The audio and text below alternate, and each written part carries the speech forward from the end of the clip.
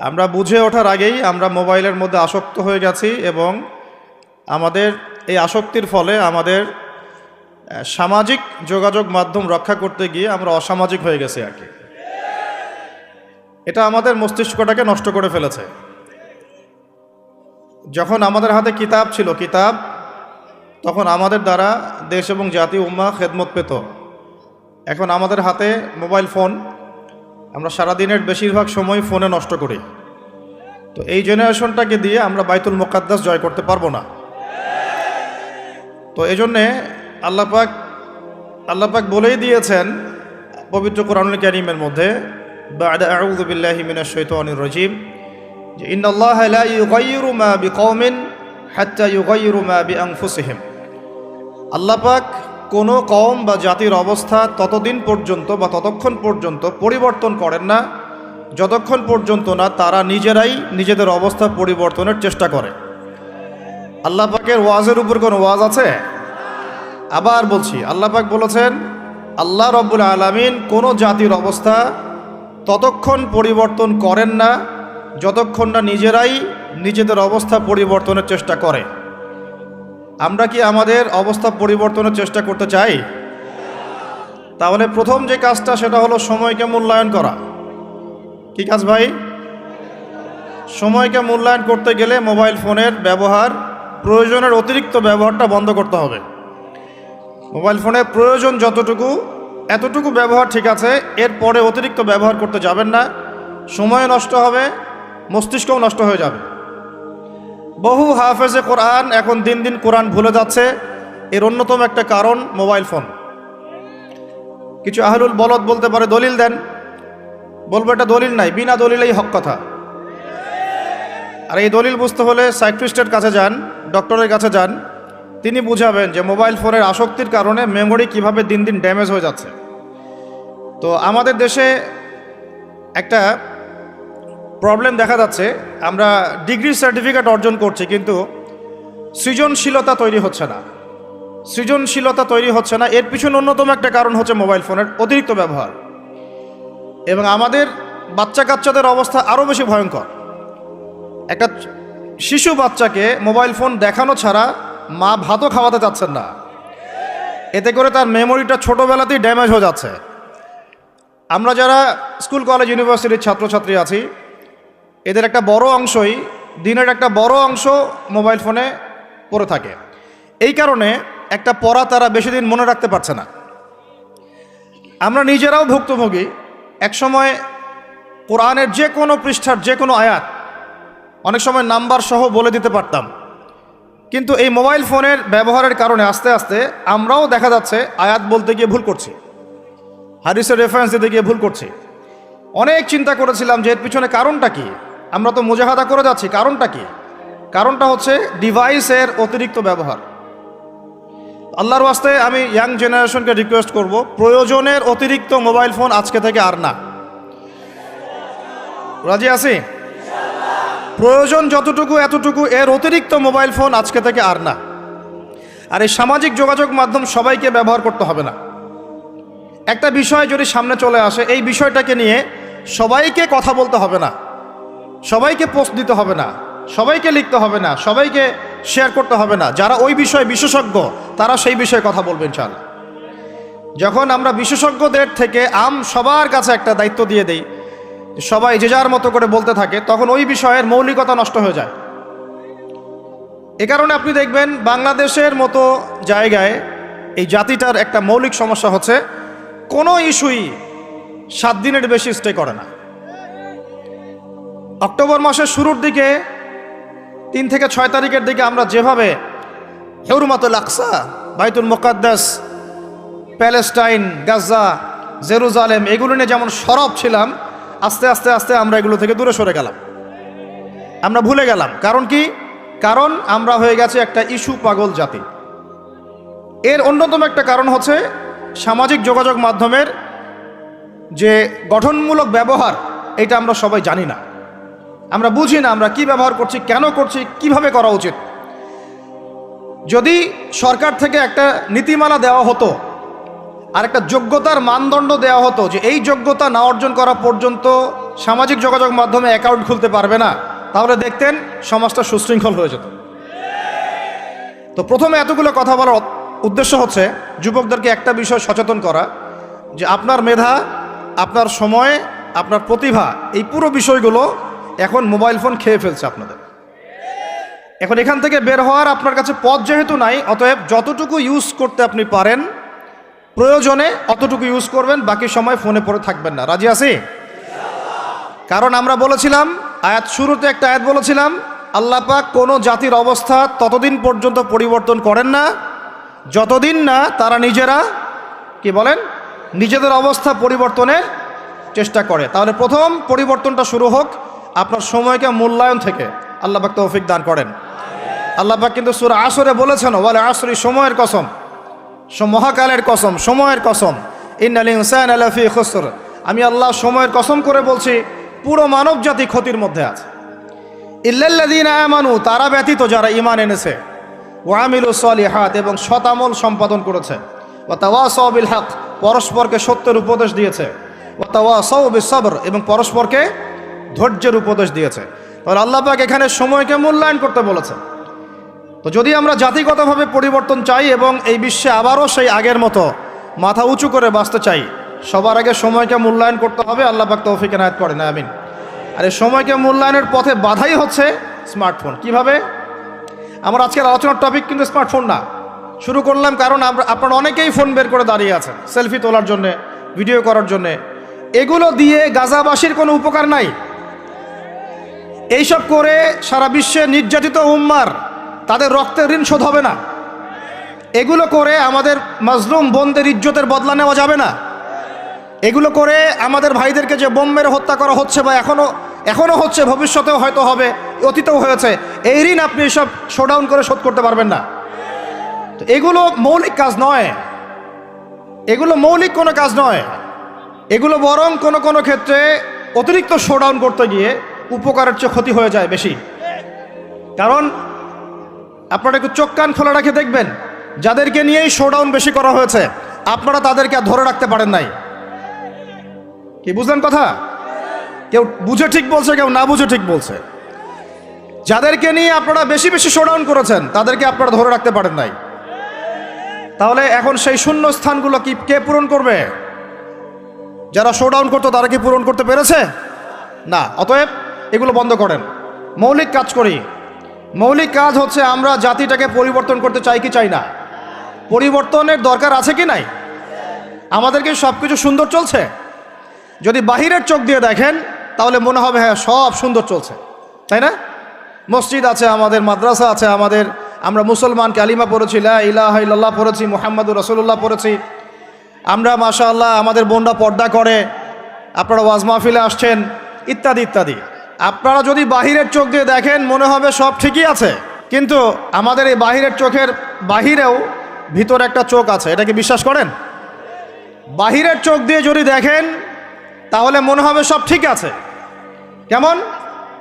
মসজিদ আছে, মাদ্রাসা আছে, আমাদের ওলামায়ে কেরাম আছেন, আমাদের ইসলামের বই পুস্তক লেখা হচ্ছে, আপনারা নামাজ পড়ছেন, কেউ কেউ যাকাত দিচ্ছে, আমাদের বোনরা পর্দা করছে, আমাদের ভাইরা ওয়াজ মাহফিলে আসছে, এভরিথিং ইজ গোয়িং ফাইন। আপনার কাছে এটা মনে হবে যে সব ঠিকই আছে, তাই না? থিংস আর অল রাইট, সব ঠিক আছে। কিন্তু ভিতরের চোখ দিয়ে দেখা শিখলে আপনি বুঝবেন যে এই সব ঠিকের অন্তরালে আসলে কিছুই ঠিক নাই। আগে আপনাকে বোঝাচ্ছি ভিতরের চোখটা কি, তারপরে বুঝাবো কিভাবে সব ঠিক নাই। ভিতরের চোখটা বুঝতে হলে আপনাকে সূরা কাহফ পড়তে হবে। কোন সূরা ভাই? আরো জোরে বলি, কোন সূরা? নবী সাল্লাল্লাহু আলাইহি ওয়াসাল্লাম বলেন, সাল্লাল্লাহু আলাইহি ওয়াসাল্লাম যখনই নাম আসবে পড়বেন সাল্লাল্লাহু আলাইহি ওয়াসাল্লাম। 10 নেকি হবে ইনশাআল্লাহ, 10টা গুনাহ মাফ হবে ইনশাআল্লাহ, 10 বার আল্লাহ রহম করবেন ইনশাআল্লাহ, এবং আপনার মর্যাদা 10 গুণ বাড়ায় যাবে ইনশাআল্লাহ। যখনই নবী মুহাম্মাদের নাম আসবে পড়বেন সাল্লাল্লাহু আলাইহি ওয়াসাল্লাম। যে যত বেশি দরুদ পড়ে সে ইনশাআল্লাহ তাআলা তত নিশ্চিন্তে টেনশন ফ্রি জীবনযাপন করবে ইনশাআল্লাহ। ওই দলিলগুলো ইনশাআল্লাহ আরেকদিন দিব, আজকে এটা আলোচনার টপিক নয়। এখন নবী সাল্লাল্লাহু আলাইহি ওয়াসাল্লাম বলেছেন যে ব্যক্তি জুমার দিনে সূরা কাহফ তেলাওয়াত করে, কোন দিনে ভাই? তাহলে এক জুমা থেকে আরেক জুমা পর্যন্ত আপনার জীবন, আপনার এই সময়টা আল্লাহ রাব্বুল আলামিন নূর দিয়ে ভরে দিবেন। সুবহানাল্লাহ। আরেকটা হাদিসে আসছে, নবী সাল্লাল্লাহু আলাইহি ওয়াসাল্লাম বলেছেন, সূরা কাহফের প্রথম 10টা আয়াত অথবা শেষের 10টা আয়াত, আরেকটা বর্ণনা আসছে প্রথম 3টা আয়াত, মানে প্রথম 10 বা প্রথম 3 বা প্রথম 3, 10, শেষের 10 সবগুলোই, এগুলো যারা মুখস্থ করবে, আমল করবে, পাঠ করবে, তার জীবদ্দশায় যদি দাজ্জালও বের হয়, সেই দাজ্জাল তার কোনো ক্ষতি করতে পারবে না। এই সূরাটাকে নবী সাল্লাল্লাহু আলাইহি ওয়াসাল্লাম দাজ্জালের সাথে সম্পৃক্ত করেছেন, অন্য সূরাকে করেন নাই। এই সূরাটা যখন আপনি পড়বেন অর্থসহ, আপনি দেখবেন এখানে 4টা গল্প আছে। কয়টা ভাই? এটাকে গল্প বলা ঠিক না, এটা হলো সত্য ঘটনা। এটা কি? সত্য ঘটনা। একটা হচ্ছে আসহাবুল কাহফের ঘটনা, গুহাবাসীর ঘটনা। 2 নাম্বার হচ্ছে 2 বন্ধুর ঘটনা, একজন ধনী বিত্তশালী আর একজন অতি দরিদ্র ইমানদার। কখনো পড়েছিলেন কি? পড়া হয়েছিল? 3 নাম্বার হচ্ছে যুলকারনাইন আলাইহিস সালাম, তার ঘটনা, নাম শুনেছেন? আর 4 নাম্বার হচ্ছে নবী মুসা আলাইহিস সালাম এবং খিদির আলাইহিস সালামের ঘটনা। তো 4টা ঘটনা তো আজকে বলার সময় নাই, একটা খালি বলছি। কেন বলছি? আপনাকে বোঝাতে চাচ্ছি বাহিরের চোখ, বাহিরের কান, এগুলোর ভিতরেও একটা ভিতরের চোখ আছে, ভিতরের কান আছে। ওইটা যার জিন্দা আছে তার কলবে আল্লাহ নূর আছে ইনশাআল্লাহ। ওইটা যার জিন্দা নাই, তার কাছে বাহিরের চোখ দিয়ে মনে হবে সব ঠিক চলছে। বাহিরের চোখ দিয়ে যে দেখে সে মনে করবে বিশ্বটা পুরো আগায় যাচ্ছে, উন্নতির দিকে, অগ্রগতির দিকে। আর যার ভিতরের কলবের চোখটা জিন্দা, সে দেখবে যে পুরো বিশ্ব আগায় যাচ্ছে কিয়ামতের দিকে। বাহিরের চোখ দিয়ে যে দেখে সে মনে করবে যে বিশ্ব রাজনীতির মনে হয় খুব সুন্দর অবস্থা, আর ভিতরের চোখ দিয়ে দেখলে আপনি বুঝবেন বিশ্ব রাজনীতি যাচ্ছে একটা মালহামার দিকে। বাইরের চোখ দিয়ে দেখবেন মনে হবে সব সুন্দর চলছে, আমরা হালাল খাচ্ছি। আর ভিতরের চোখ দিয়ে দেখলে দেখবেন যে 90% মানুষের রিজিক হারাম। বাইরের চোখ দিয়ে দেখলে আপনি মনে করবেন মেয়েরা এগিয়ে যাচ্ছে, মাশাআল্লাহ, কত উন্নতি, অগ্রগতি, প্রোগ্রেস, নারী জাগরণ আন্দোলন। আর ভিতরের চোখ দিয়ে দেখলে আপনি দেখবেন মেয়েরা আগাচ্ছে ঠিকই, কিন্তু আস্তে আস্তে তারা জাহান্নামের দিকে এগিয়ে যাচ্ছে। বাইরের চোখ দিয়ে আপনি দেখবেন মুসলিমদের সংখ্যা প্রচুর, আমাদের ভয় কিসে, এত সংখ্যা, লক্ষ লক্ষ, কোটি কোটি। ভিতরের চোখ দিয়ে দেখলে বুঝবেন প্রকৃত পাক্কা ইমানদারের সংখ্যা হাতে গোনা যায়। বাইরের চোখ দিয়ে দেখলে মনে হবে যে অনেকে তো বিশুদ্ধ আকীদার দাওয়াত দিয়ে বেড়াচ্ছে। ভিতরের চোখ দিয়ে দেখলে বুঝবেন এটা মুনাফিকি মানহাজ চালু করেছে। বাইরের চোখ দিয়ে দেখবেন মনে হবে যে মুসলমানরা হয়তো নির্যাতিত হচ্ছে, ওরা কখনো ঘুরে দাঁড়াতে পারবে না, ওরা মনে হয় শেষ হয়ে যাবে। ভিতরের চোখ দিয়ে দেখলে বুঝবেন মুসলমানরা অচিরেই বাইতুল মুকাদ্দাস জয় করবে ইনশাআল্লাহ। আমি বুঝাতে চাচ্ছি বাইরের চোখ আর ভিতরের চোখ এক। ভিতরের চোখ খুলবে কোন সূরায়? ওই সূরার মধ্যে কয়টা গল্প আছে? তার মধ্যে একটা হচ্ছে নবী মুসা এবং খিদির আলাইহিস সালামের গল্প। এইটা একটু শেয়ার করতে চাই, লোভ সামলাতে পারছি না, করব। নবী মুসা আলাইহিস সালাম একদিন বক্তব্য দিচ্ছেন। কি দিচ্ছেন? বক্তব্যকে আরবিতে খুতবা বলা হয়। তো একজন দাঁড়িয়ে বললেন, বনু ইসরাইলদের একজন, হে ইয়া মুসা, আপনি তো চমৎকার একটা বক্তব্য দিয়েছেন, আপনার চেয়ে কোনো জ্ঞানী মানুষ কি পৃথিবীতে এখন আছে? নবী মুসা আলাইহিস সালাম বলছেন, না, আমার জানা মতে আমার চেয়ে কোনো জ্ঞানী মানুষ এখন পৃথিবীতে নাই। স্বাভাবিক, কারণ তিনি তখন নবী, নবীর কাছে আল্লাহর ওহী আসে, তিনি সবচেয়ে জ্ঞানী হবেন, স্বাভাবিক। আল্লাহ রাব্বুল আলামিন বললেন, মুসা, তোমার চাইতেও জ্ঞানী আমার এক বান্দা আছে। বলেন সুবহানাল্লাহ। নবী মুসা আলাইহিস সালাম যখনই শুনতে পারলেন যে আমার চেয়েও জ্ঞানী একজন বান্দা আছেন, তিনি বললেন যে আমি তার সাথে দেখা করতে চাই, আমি তার সাথে দেখা করতে চাই। যুবকরা শোনেন, জ্ঞানী মানুষের সন্ধান পাওয়ার পরে নবী মুসা নবী হয়েও দূর দূরান্ত সফর করেছেন ওই জ্ঞানী মানুষের সাথে সাক্ষাৎ করার জন্য। তো আপনারা রেডিমেড ইসলাম চান, আপনারা ফেসবুক শরীফে ইসলাম চান, ইউটিউব শরীফে ইসলাম চান, কিন্তু সফর করে, কষ্ট করে, পরিশ্রম করে আলেম ওলামা পর্যন্ত পৌঁছাতে চান না। 3 ঘন্টা বক্তব্য শুনতে রাজি আছেন, কিন্তু আপনারা 3 ঘন্টা কোরআন তেলাওয়াত করতে চান না। এই কি সমস্যা? আমাকে রাগ হইতে বাধ্য করেন না, রাগ করতে বাধ্য করেন না। রাগ হইলে আমি নিজেকে কন্ট্রোল করতে পারি না। বসেন, ওখানে বসে যান। আচ্ছা ভাই, এদিকে তাকাই আমরা।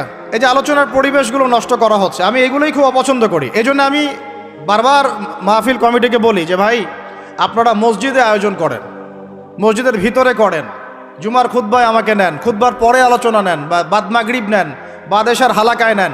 যতগুলো মাহফিলে গিয়েছি এই জিনিসগুলো দেখেছি আমি। হই হুল্লা, চিল্লাফল্লা, শোডাউন, সেলফি ইত্যাদি ইত্যাদি। বক্তা হাঁটতে ঢুকতেই তার হিমশিম খেতে হচ্ছে, তার গায়ের উপর মানুষ হুমড়ি খেয়ে পড়ছে। এগুলো কোনোভাবেই ইসলামের আচরণ না। এগুলো উল্টা মানুষকে কষ্ট দেওয়া আর কি। ব্যাপারটা বুঝেন, এখানে আল্লাহ এবং তার রসুলের কথা হচ্ছে। একটা মজলিসে আল্লাহ এবং তার রসুলের কথা হচ্ছিল, একজন উচ্চস্বরে কথা বলেছেন একজন সাহাবী। আয়াত নাজিল হয়ে গেল আল্লাহর পক্ষ থেকে, যেখানে নবী কথা বলেন তার কণ্ঠস্বরের উপরে কণ্ঠস্বর উঁচু করো না। লা তারফাউ আসওয়াতাকুম ফাওকা সাউতিন নবী ওয়ালা তাজহারু লাহু, তোমরা নবীর কণ্ঠস্বরের উপরে কণ্ঠস্বর উঁচু করো না। তাহলে কি হবে? আন তাহবাতা আমালাকুম ওয়া আনতুম লা তাশউরুন, তোমাদের আমলনামা ডিলিট হয়ে যাবে, আমলনামার সব নেক আমল নষ্ট হয়ে যাবে, তোমরা টেরই পাবে না। নাউজুবিল্লাহ। আমরা এটাকে কিছু মনেই করি না। আল্লাহ পাক আমাদেরকে বুঝ দান করেন, আমিন। আর এটা কি হয়, সমস্যা আলোচনার প্রসঙ্গটা হারিয়ে ফেলা যায়। এটা আপনারা যখন আলোচনা করবেন বুঝতে পারবেন। আলোচনা একটা কন্টেন্ট থাকে, একটা ধারা থাকে। তো এই ধারাটা বিঘ্নিত হলে আবার শুরু করতে হয় শুরু থেকে। আল্লাহ পাক আমাদেরকে হেদায়েত দান করেন, বুঝ দান করেন। কষ্ট করে আসছেন, যেখানে জায়গা পেয়েছেন 1 ইঞ্চি ওখানে দাঁড়িয়ে যাবেন, নড়াচড়া হবে না। আলোচনা ইনশাআল্লাহ 1 ঘন্টার মধ্যে শেষ হয়ে যাবে, তারপরে আপনারা নড়াচড়া করবেন ইনশাআল্লাহ। ঠিক আছে ভাই? আর যাদের কোনো প্রশ্ন থাকবে একটু লিখিত আকারে আমাদের ভাইদেরকে দিবেন, শেষে আমরা কিছু অ্যান্সার দেওয়ার চেষ্টা করবো ইনশাআল্লাহ তাআলা। কোথায় ছিলাম? আচ্ছা, কোথায় বলেন? মাশাআল্লাহ, আমাদের শ্রোতার অনেক বিচক্ষণ, আল্লাহ পাক তাদেরকে কবুল করেন। আল্লাহ পাক আমাকে জানা অনুযায়ী আমল করার তৌফিক দান করেন, আপনাদেরকে শোনা অনুযায়ী আমল করার তৌফিক দান করেন। তো নবী মুসা আলাইহিস সালাম কি বলেছিলেন? জ্ঞানী মানুষ, তাই তো? তো যখন আল্লাহ পাক বললেন যে না, আমার আরেকজন বান্দা আছে তিনি জ্ঞানী মানুষ, তখন তিনি বললেন যে আমি তার সাথে কি করতে চাই? সাক্ষাৎ করতে চাই। এখান থেকে বলছিলাম যে আপনারা জ্ঞানের জন্য সফর করবেন, ইলম অর্জনের জন্য কি করবেন? সফর করবেন, আলেমদের কাছে যাবেন, তাদের বাসায় যাবেন, সাক্ষাৎ করবেন, মাদ্রাসায় যাবেন, সোহবত নেবেন। সবসময় রেডিমেড জ্ঞান নিতে আসবেন না। তো রেডিমেড জিনিস পেলে মানুষের মূল্য বোঝে না। ওই যে সাহাবীরা যারা রক্ত দিয়ে ইসলাম প্রতিষ্ঠা করেছে, তারা জানতেন ইসলাম কি জিনিস। আমরা রেডিমেড পেয়েছি, তো আমরা বুঝি না ইসলাম কি জিনিস, আমরা বুঝি না। বিশ্বাস করেন, আমরা বুঝি না। তো যাই হোক, তো মুসা আলাইহিস সালাম বলছেন যদি আমাকে যুগ যুগ ধরে সফর করতে হয় তবুও আমি সফর করব, তারপরেও আমি তার সাক্ষাৎ চাই। আল্লাহ পাক বললেন ঠিক আছে, তুমি তাকে পাবে যখন মাজমাউল বাহরাইন বলা হয়, 2 সমুদ্র যেখানে মিলে যাবে সেখানে তুমি আমার সেই বান্দাকে পাবে। কোথায় পাবে ভাই? 2 সমুদ্র যেখানে মিলে যাবে সেখানে পাবে। এখানে আপনি ভৌগোলিকভাবে ওর ব্যাখ্যা নিতে পারেন, আধ্যাত্মিকভাবেও নিতে পারেন। 2 সমুদ্র বলতে হয়তো বা ভৌগোলিকভাবে বোঝানো হতে পারে, অথবা আধ্যাত্মিকতাও বোঝানো হতে পারে, যে বস্তুবাদী জ্ঞান এবং মারেফতের জ্ঞান যেখানে মিলে যাবে সেখানে। আল্লাহু আলাম, আল্লাহ ভালো জানেন। তা নবী মুসা আলাইহিস সালাম তার একজন সঙ্গীকে নিলেন, সেই সঙ্গী একজন যুবক। তরুণরা ভালো করে শোনেন, তরুণদের ত্যাগেই ইসলাম দাঁড়িয়ে আছে আলহামদুলিল্লাহ। এই তরুণরা যদি এই স্মার্টফোন, এই পাবজি, এই ফ্রি ফায়ার, এই মেয়ের প্রতি আসক্তি, ফ্রি মিক্সিং, এই মাদক, এগুলো ছেড়ে দিতে পারে, দিয়ে নামাজি হয়, কোরআনওয়ালা হয়, ওলামায়ে কেরামের সাথে পরামর্শ করে চলে, উম্মার জামার মধ্যে থাকে, একটা ইমারার মধ্যে থাকে, ইনশাআল্লাহ আল্লাহর জমিনে আল্লাহর দিনের একামত কেউ ঠেকাতে পারবে না ইনশাআল্লাহ। দুঃখজনক হচ্ছে আপনারা সেখানে নাই, কিন্তু আপনারা আবেগে আছেন, আবেগ প্রদর্শন করছেন, বিবেক দিয়ে চিন্তা করছেন না, সমালোচনা বেশি করছেন, নিজে কোনো কাজ করছেন না, লেখালেখি করছেন, অনলাইনে বসে আছেন, সমালোচনা করছেন, শেয়ার দিচ্ছেন, লাইক দিচ্ছেন, কিন্তু আপনি আয়নার সামনে দাঁড়ায় চিন্তা করবেন, নিজেকে প্রশ্ন করবেন, এই উম্মার পিছনে আমার কি অবদান? এই উম্মাকে বিজয় করার পিছনে আমার অবদানটা কি? এই দেশকে উন্নতিতে নিয়ে যাওয়ার জন্য আমার অবদানটা কি? আমি আজ পর্যন্ত কি করেছি? দেখবেন জিরো, রেজাল্ট কি? জিরো। এই কাপুরুষ প্রজন্ম দিয়ে দিন কায়েম হবে না। মুখে কথা বলা অনেক সহজ, এরকম চেয়ারে বসে 2টা লেকচার দেওয়া কঠিন। মুখে বলা অনেক সহজ, একটা কনস্ট্রাকটিভ বই লেখা কঠিন। মুখে বলা অনেক সহজ, সাহসিকতার সাথে সমাজের নেমে জাহিলিয়াত দূর করা অনেক কঠিন। তো এই কঠিন কাজগুলো যখন আপনারা দায়িত্ব কাঁধে নেবেন, উম্মার বিজয় হয়ে যাবে ইনশাআল্লাহ। আল্লাহ পাক আমাদের কবুল করেন, আমিন। যুবক একজনকে সাথে নিয়ে নবী মুসা আলাইহিস সালাম হাঁটছেন। এই ব্যক্তির নামও বলে দেই, তার নাম হচ্ছে ইউশা বিন নুন। কি নাম? তিনি পরবর্তীতে নবী হয়েছিলেন এবং তার পরবর্তীতে এই যে তালুত নাম শুনেছেন, যাকে সেনাপতি করা হয়েছিল, মনে আছে? ভুলে গেছেন, আপনারা পড়েন নাই মনে হয়, সূরা বাকারার শেষের দিকে আছে। ওই তালুতের নেতৃত্বেই তো বাইতুল মুকাদ্দাস জয় হলো, বনু ইসরাইল সেখানে ঢুকলো এবং তখন সূর্য ডুবে যাচ্ছিল। তিনি দোয়া করছিলেন, আল্লাহ সূর্যটাকে থামিয়ে দাও। আল্লাহ পাক বাইতুল মুকাদ্দাস বিজয়ের স্বার্থে সূর্যকে থামিয়ে দিলেন। সুবহানাল্লাহ। মহাবিশ্বে সূর্যের ঘূর্ণন থেমেছে একবার, মহাবিশ্বে সূর্যের ঘূর্ণন আল্লাহ থামিয়ে দিয়েছেন। কোরআন সাক্ষী আছে, হাদিস সাক্ষী আছে। আবার অচিরেই নবী সাল্লাল্লাহু আলাইহি ওয়াসাল্লাম বলেছেন, দাজ্জাল যখন আসবে, ওর শাসন যখন শুরু হবে, 40 দিনের প্রথম দিনটা হবে 1 বছরের সমান। এখন 1 বছরের সমান একদিন কিভাবে হতে পারে, এটা আপনারা ভাববেন যারা অ্যাস্ট্রোফিজিক্স পড়েন, যারা ফিজিক্স নিয়ে পড়েন, যারা অ্যাস্ট্রোনমি নিয়ে ঘাটাঘাটি করেন, আপনারা এটা তদন্ত করে দেখেন কিভাবে একটা বছর একদিনের সমান হতে পারে, একদিন 1 বছর সমান কেমন করে হতে পারে। তারপরের দিন হবে 1 মাসের সমান, তারপরের দিন হবে 1 সপ্তাহের সমান, তারপরের দিনগুলো হবে আমাদের দিনের মতো। তার মানে মহাবিশ্বে কিছু একটা হতে পারে, আল্লাহ ভালো জানেন। তো ওইদিকে আমরা যাচ্ছি না। এখন নবী মুসা আলাইহিস সালাম হাঁটতে শুরু করলেন। চলতে চলতে চলতে তিনি ওই মাজমাউল বাহরাইনের কাছে পৌঁছে গেলেন। আল্লাহর পক্ষ থেকে নির্দেশ ছিল, তোমার থলির মধ্যে একটা মাছ নাও, যেই মাছটা যখন লাফ দিয়ে জীবিত হয়ে যাবে এবং সমুদ্রে লাফ দিয়ে ফেলবে, তখনই তুমি তার দেখা পাবে। একটা মৃত মাছ তিনি নিলেন, হাঁটা শুরু করলেন। যোজন যোজন দূর চলতেই থাকলেন, হাঁটতেই থাকলেন। এক পর্যায়ে একটা পাথরের হেলান দিয়ে রেস্ট নিচ্ছেন, বিশ্রাম করছেন। বিশ্রাম করতে গিয়ে তিনি তার সঙ্গীকে বলছেন, আচ্ছা, যে নাস্তা নিয়ে আসছিলাম সেটা নিয়ে আসো দেখি। তখন তিনি বলছেন, আমি তো আপনাকে বলতে ভুলে গিয়েছি, ওই মাছ তো জীবিত হয়ে চলে গেছে সমুদ্রের মধ্যে। তখন মুসা আলাইহিস সালাম বললেন, আরে আমাকে এতদিন বলোনি কেন, এতক্ষণ বলো নাই কেন? ওইটাই তো সেই জায়গা যেখানে আমি তাকে পাবো। তারা আবার ব্যাক করলেন। তারা ব্যাক করলেন, সেই জায়গায় দেখলেন পাথরের উপরে সেই আল্লাহর বান্দা বসে আছে। তার নাম খিদির আলাইহিস সালাম। খিদির শব্দের অর্থ শ্যামল। খিদির মানে শ্যামল। হাদিসে আসছে, তিনি যেখানে যেতেন মৃত জায়গার উপরে বসলে সেই জায়গা সবুজ হয়ে যেত। সুবহানাল্লাহ। তো খিদির মানে শ্যামল, সবুজ আলাইহিস সালাম। এখন তিনি পাথরের উপরে বসে আছেন। নবী মুসা আলাইহিস সালাম গিয়ে সালাম দিলেন, বললেন, আসসালামু আলাইকুম ওয়া রাহমাতুল্লাহ। তখন তিনি বলছেন, ওয়া আলাইকুম আসসালাম ওয়া রাহমাতুল্লাহি ওয়া বারাকাতুহু। তো মুসা আলাইহিস সালাম বলছেন, আমি মুসা। তখন খিদির আলাইহিস সালাম বলছেন, তুমি কি বনু ইসরাইলের মুসা? তুমি কি বনু ইসরাইলের মুসা? মানে বোঝাতে চাচ্ছি, খিদির আলাইহিস সালাম বনু ইসরাইলদের কেউ নন। পৃথিবীর সবচেয়ে জ্ঞানী মানুষ বনু ইসরাইলদের মধ্যে নন, তিনি বনু ইসরাইলের বাইরে কেউ একজন।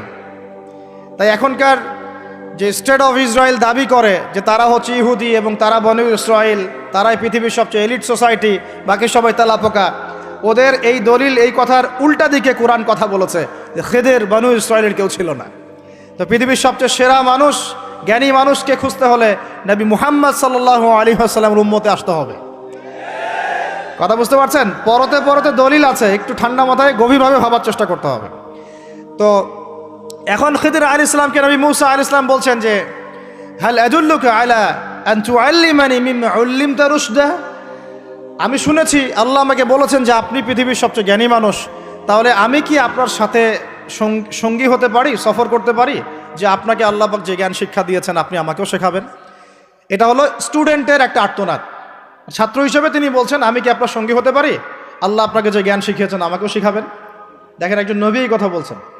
আর আমাদের তো মাশাআল্লাহ, ওই যে বললাম, জ্ঞান শেখার কোনো ফিকির নাই। 6 মাসের একটা কোর্স করতে পারি না, কোরআন তেলাওয়াত শিখবো 3 মাসের কোর্স করতে পারি না, 3 ঘন্টা ওয়াজ শুনতে রাজি, 3 ঘন্টা আমরা বই পড়তে পারি না। তো এই প্রজন্মটা দিয়ে হবে না ভাই। আমি আপনাদেরকে পরিবর্তন করতে চাই, আল্লাহ পাক যেন কবুল করেন, তৌফিক দান করেন। এখন খিদির আলাইহিস সালাম বলছেন, ইন্নাকা লান তাস্তাতিআ মাইয়া সাবরা। টিচারের কি কথা, কি দূরদর্শিতা! টিচার বলছেন যে তুমি তো আমার সাথে সবর করতে পারবে না। সঙ্গী হওয়ার আগেই কথা বলা শেষ। আপনি এসে আমাকে বলছেন, ভাই আপনার সাথে কি সফর করতে পারি, একটু এলেম শেখাবেন, আর আমি বলছি আপনি তো সবর করতে পারবেন না।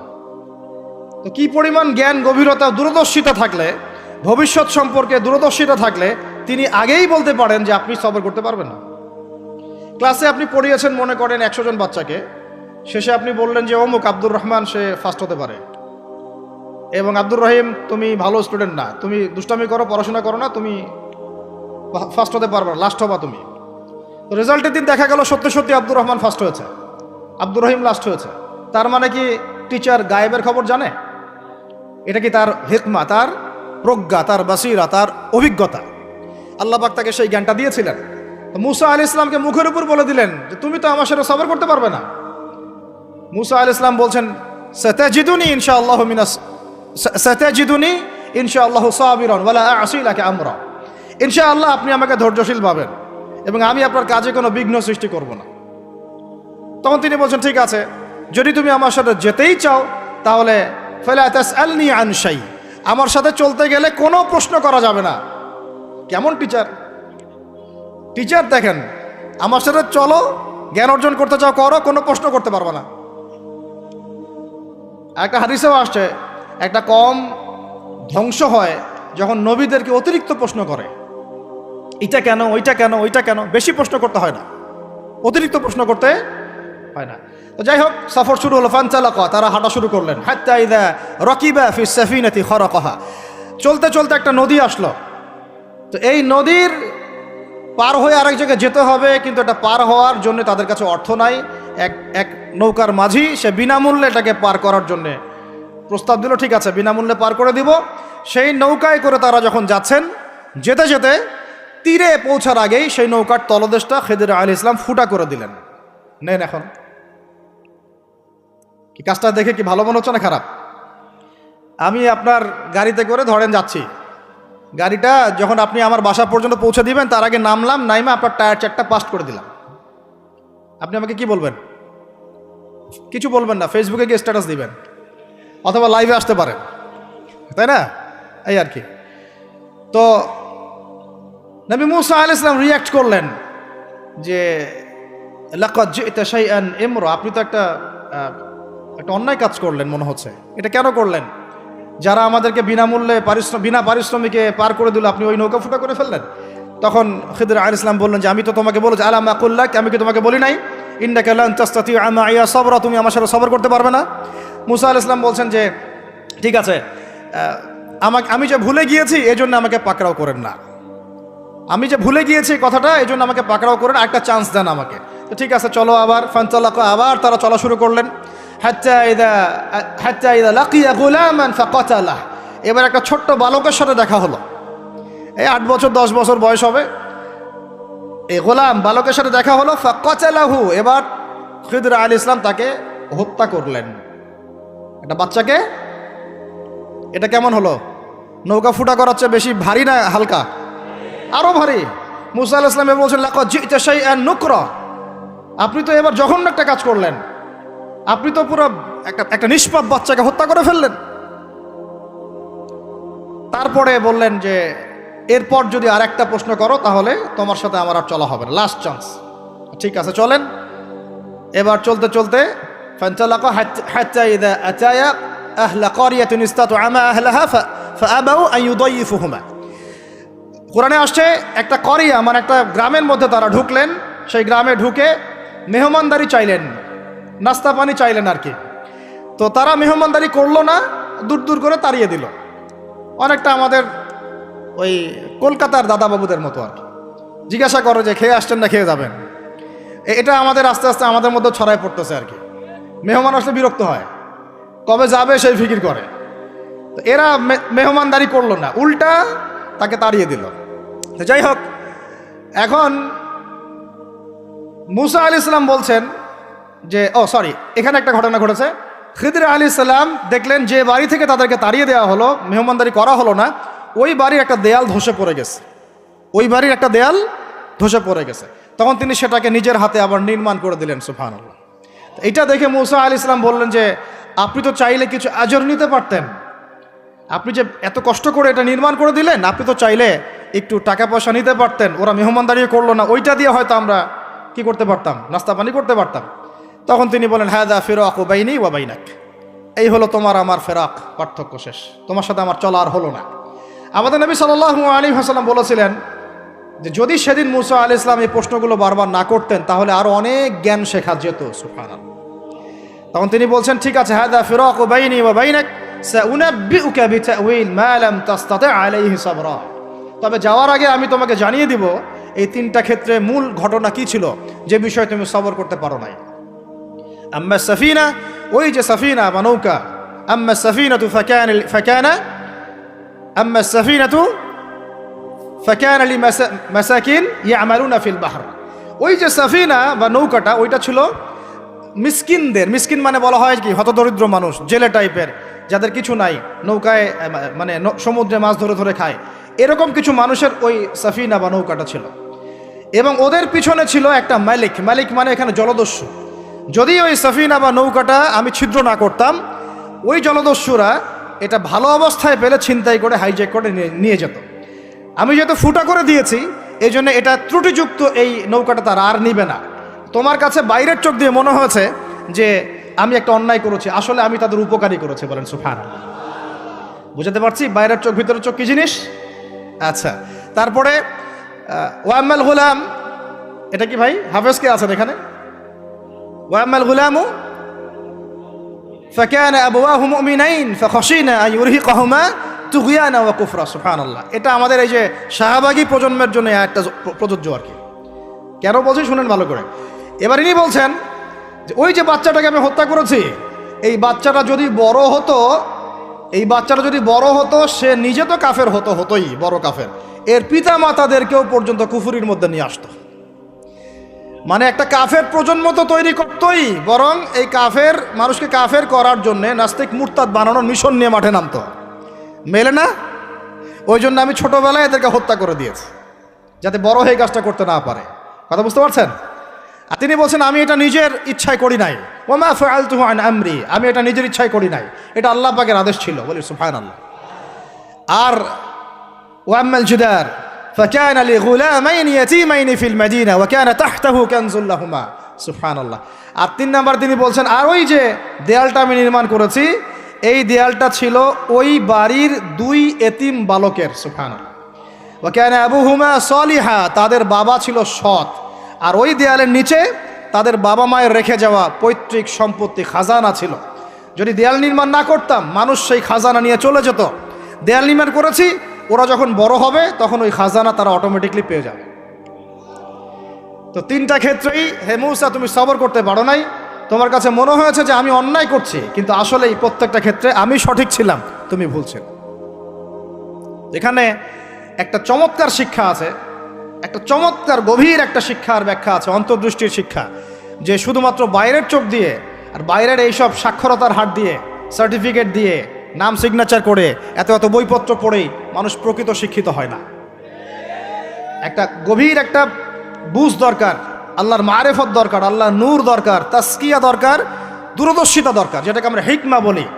ওয়া মা ইউতাল হিকমা ফাকাদ উতিয়া খায়রান কাসীরা। আল্লাহ বলেছেন যাকে হিকমা এবং প্রজ্ঞা দেওয়া হয়েছে তাকে অনেক প্রচুর প্রচুর কল্যাণ দিয়ে দেওয়া হয়েছে। এখানে দেখেন একজন নবী হয়েও তিনি বুঝতে পারেন নাই এই 3টা ঘটনার পিছনের কারণ কি, অথচ খিদর আলাইহিস সালামকে আল্লাহ পাক এমন জ্ঞান দিয়েছিলেন যেই জ্ঞান দিয়ে তিনি ব্যাখ্যা করলেন যে পিছনের কারণ কি ছিল। এখন এই ঘটনাটা আপনার আমার জন্য শিক্ষাটা কি, এই যুগের সাথে কি সম্পর্ক? আমি বলেছি সূরা কাহাফ আপনাকে দাজ্জাল থেকে বাঁচাবে। আমি বলেছি সূরা কাহাফ সেই সূরা যা আপনার অন্তর্দৃষ্টি, ভিতরের চোখ খুলে দিবে, আপনার কলবে নূর নিয়ে আসবে। আপনি এমন কিছু দেখবেন, বুঝবেন, শুনবেন যা সবাই বুঝতে পারছে না, সবাই শুনতে পারছে না, সবাই দেখতে পারছে না।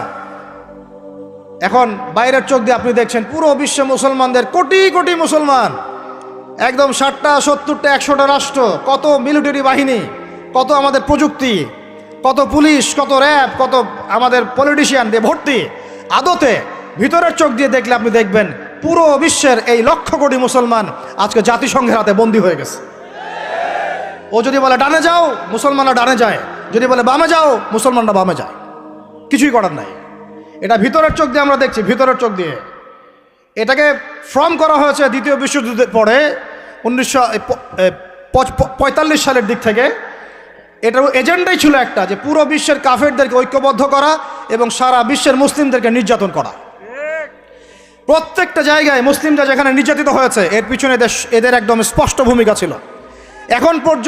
এখন পর্যন্ত যদি আগামীকাল আপনি শোনেন যে গাজার মধ্যে 1000 শিশুকে হত্যা করা হয়েছে, তবুও এরা ঐক্যবদ্ধভাবে মাজলুমদের পক্ষে কোনো অবস্থান নিবে না। এরা বরং ওই জালেমদের পক্ষে অবস্থান নেবে এবং বলবে আমরা আমাদের বন্ধুদের সাথে আছি। এটা হচ্ছে আসল চরিত্র, যেটা আপনি বাইরের চোখ দিয়ে বুঝতে পারছেন না, কিন্তু আপনি খিদির হলে বুঝতে পারতেন আসল ঘটনা কি। আমার কথা কি বুঝতে পারছেন? তাহলে এটা বাইরের চোখ দিয়ে দেখলে আপনি বিশ্ব রাজনীতিতে বুঝবেন যা হচ্ছে এগুলো মুসলমানদের কল্যাণের স্বার্থে হচ্ছে না, বরং আমাদের স্বার্থকে জলাঞ্জলি দিয়ে ওরা ওদের স্বার্থ প্রতিষ্ঠা করছে। আল্লাহ পাক এই জালেমদের থেকে আমাদেরকে হেফাজত করেন। এইটা হচ্ছে মূল তাগুতি শক্তি, পুরো বিশ্বের মূল তাগুত, মূল কুফর, মূল শিরকের গোড়াই হচ্ছে এটা।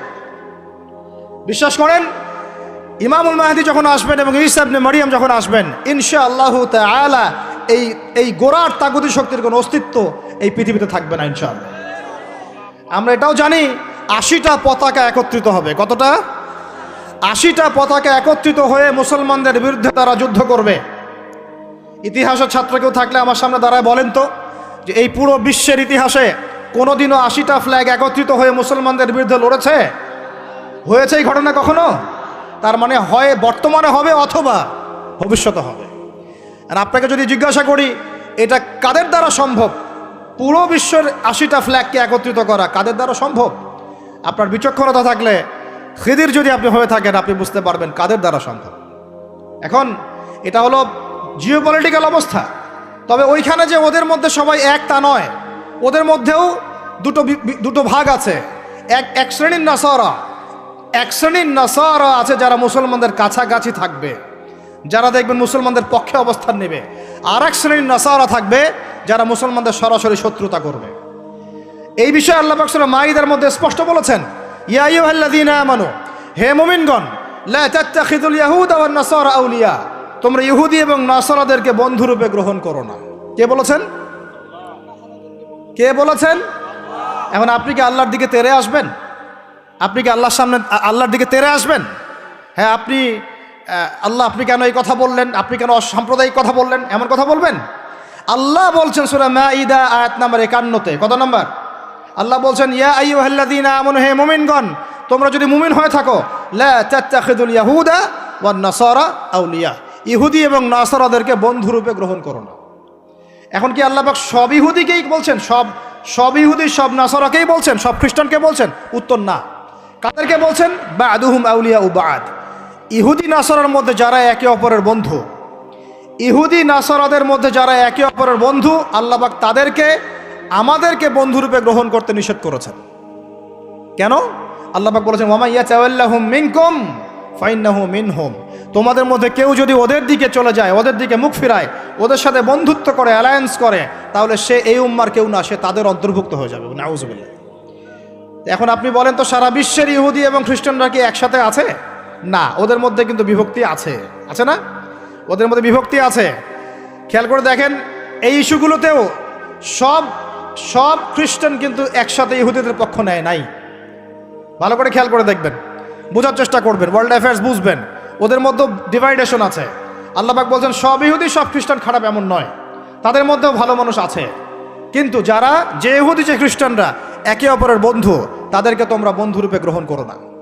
তাহলে আমাকে বলেন তো, স্ট্রেট ফরওয়ার্ড বলি, যে যারা প্যালেস্টাইনে জুলুম করছে, যে জারজ রাষ্ট্র, তাদের বন্ধু কোন খ্রিস্টানরা? কোন দিকের, কোন পৃথিবীর কোন দিকের, কোন সভ্যতার খ্রিস্টান রাষ্ট্রগুলো ওকে মদত দিয়েছে বলেন তো দেখি? সর্বপ্রথম ওকে বড় করেছে ব্রিটেন। কে বড় করেছে? এবং এই পশ্চিমা সভ্যতা, ওর সাথে আরও অনেকগুলো কান্ট্রি আছে।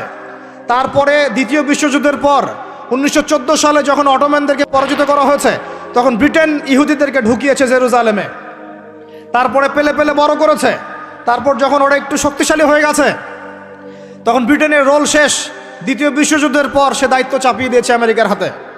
এরপরে সে এই জারজ রাষ্ট্রটাকে আস্তে আস্তে বড় করতে করতে ওই শিশু থেকে একদম ঘোড়সাওয়ারের ঘোড়ায় পরিণত করেছে, আরও শক্তিশালী করেছে। এবং বিগত 1945 থেকে এই 2024 পর্যন্ত, এখন পর্যন্ত প্রত্যক্ষ মদত দিয়ে সে তাকে বিশ্বের রুলিং স্টেট বানিয়েছে। এখন সে বিশ্বের মুসলমানদেরকে বলে, ওঠো, মুসলমানরা ওঠে, বসতে বললে বসে। বাস্তবতা এটা না যে আপনার অনেক মসজিদ আছে, অনেক মাদ্রাসা আছে, অনেক মুসলমান, আপনারা যুব সমাজের একদম বিস্ফোরণ, একজন বক্তা আসছে একদম আল কোরআনের আলো ঘরে ঘরে জ্বালো, আদতে এগুলোর কোনো মূল্য হচ্ছে না। আদতে এগুলো দিয়ে সারা বিশ্ব দিন প্রতিষ্ঠা হচ্ছে না। কারণ বিশ্বের বাস্তবতা আমরা বুঝতে পারি নাই। বিশ্বের বাস্তবতা বুঝতে হলে খিজির হতে হবে। বিশ্বের বাস্তবতা এইটাই যে ওরা এখন এত শক্তিশালী একটা অবস্থায় গিয়েছে, ওখান থেকে আমাদেরকে তারা কন্ট্রোল করা শুরু করেছে বিগত প্রায় 100 বছর থেকে। কত বছর থেকে? এগুলো আমাদের হুঁশি নাই। আমরা মনে করি মাশাআল্লাহ আমি 5 ওয়াক্ত নামাজ পড়ি, কাম খালাস, আমি যাকাত দিয়েছি, কাম খালাস, আমি একদম পর্দা করি, মাশাআল্লাহ সব কাম খালাস, আমি একটা মসজিদ করেছি, বাস কাম খালাস, আমি মাশাআল্লাহ একটা মাদ্রাসা চালাই, বাস দিন কায়েম হয়ে গেছে। No, not at all. Question কালেও না। যতদিন পর্যন্ত মুসলমানরা আবার সেই ওমর ইবনুল খাত্তাবের শাসন কায়েম করতে পারে নাই, এই বিশ্বে মুসলমানরা স্বাধীন নয়। আমরা এখনো স্বাধীনতা অর্জন করতে পারি নাই। আমরা সেদিন স্বাধীনতা অর্জন করতে পারবো যেই দিন বাইতুল মুকাদ্দাস আমাদের হাতে হবে ইনশাআল্লাহ। ওই দিন আমরা 10 গুণ মূল্য আদায় করবো ইনশাআল্লাহ। এই যে আমাদের এক একটা ভাই, এক একটা বোন, এক একটা আমাদের শিশু, এদের এক একটা রক্তের, মাজলুমদের রক্তে 10 গুণ চড়া মূল্য আদায় করবো ইনশাআল্লাহ। আল্লাহ নবী সেটা বলেছেন যে ইহুদিদের বিপক্ষে কথা বলবে পাথর এবং গাছ, পাথর এবং গাছ পর্যন্ত, হাত্তা ইয়াকুলুশ শাজার ওয়াল হাজার, এমনকি গাছ এবং পাথর কথা বলা শুরু করবে, ইয়া মুসলিম, হে মুসলিম সৈন্য, ইন্না ওয়ারাইল ইয়াহুদ, আমার পিছনে ইহুদি সৈন্য দাঁড়িয়ে আছে, তাল ফাকতুলহু, আসো একে হত্যা করে যাও। এই দৃশ্য দেখার জন্য এখনো এই সভ্যতা বাকি আছে ইনশাআল্লাহ। ইনশাআল্লাহ আমরা 10 গুণ চড়া মূল্য আদায় করবো ইনশাআল্লাহ। আমাদের মাজলুম ভাইদেরকে হত্যা করা হয়েছে, আমাদের বাচ্চাদেরকে বোম মেরে হত্যা করা হয়েছে, আমাদের বোনদেরকে দিনের পর দিন ধর্ষণ করা হয়েছে, বিগত 100 বছর হয়ে গেল। আর আশপাশে অনেক মুনাফিক বসে আছে, এরা টু শব্দ পর্যন্ত করতে পারে না। ধিক তোমাদের রাজতন্ত্রের উপরে, তোমাদের ক্ষমতার উপরে ধিক্কার জানাই আমরা। যেই ক্ষমতা নিয়ে তোমরা ইহুদিদের বিরুদ্ধে দাঁড়াতে পারো না, এই ক্ষমতার উপর আমরা ধিক্কার জানাই। ওর চেয়ে ওই মাজলুম ভাইরা অনেক ভালো যারা ওই গুটি কয়েক লাঠিসোঁটা নিয়ে এদের প্রতিবাদ করেছে। ইনশাআল্লাহ এই প্রতিবাদ কিয়ামত পর্যন্ত থাকবে ইনশাআল্লাহ। আর আমাদের সরকার যদি আমাদেরকে সুযোগ করে দেয়, ইনশাআল্লাহ আমরা সেখানে শরীক হব ইনশাআল্লাহ। আমরা তো আর বিচ্ছিন্নভাবে শরীক হতে পারবো না। আমরা একটা জাতি গঠন করব। আমরা তো রাষ্ট্রের বাইরে না, আমরা সরকারের বাইরে না, আমরা বিদ্রোহী না, আমরা সরকারের বিরুদ্ধে কোনো অবস্থান নেই না। আমরা দাবি জানাবো যদি আমাদের প্রত্যেক সদস্যকে, মানে আমাদের এই যে আমাদের দেশের যারা প্রশাসনে আছেন, আমজনতার মধ্যে আছেন, যাদের মধ্যে জিহাদের জজবা আছে, যারা ইহুদিদের সাথে জিহাদ করতে চায়, এই মানুষগুলোকে আপনারা প্রশিক্ষিত করেন, করে গাজায় পাঠান ইনশাআল্লাহ।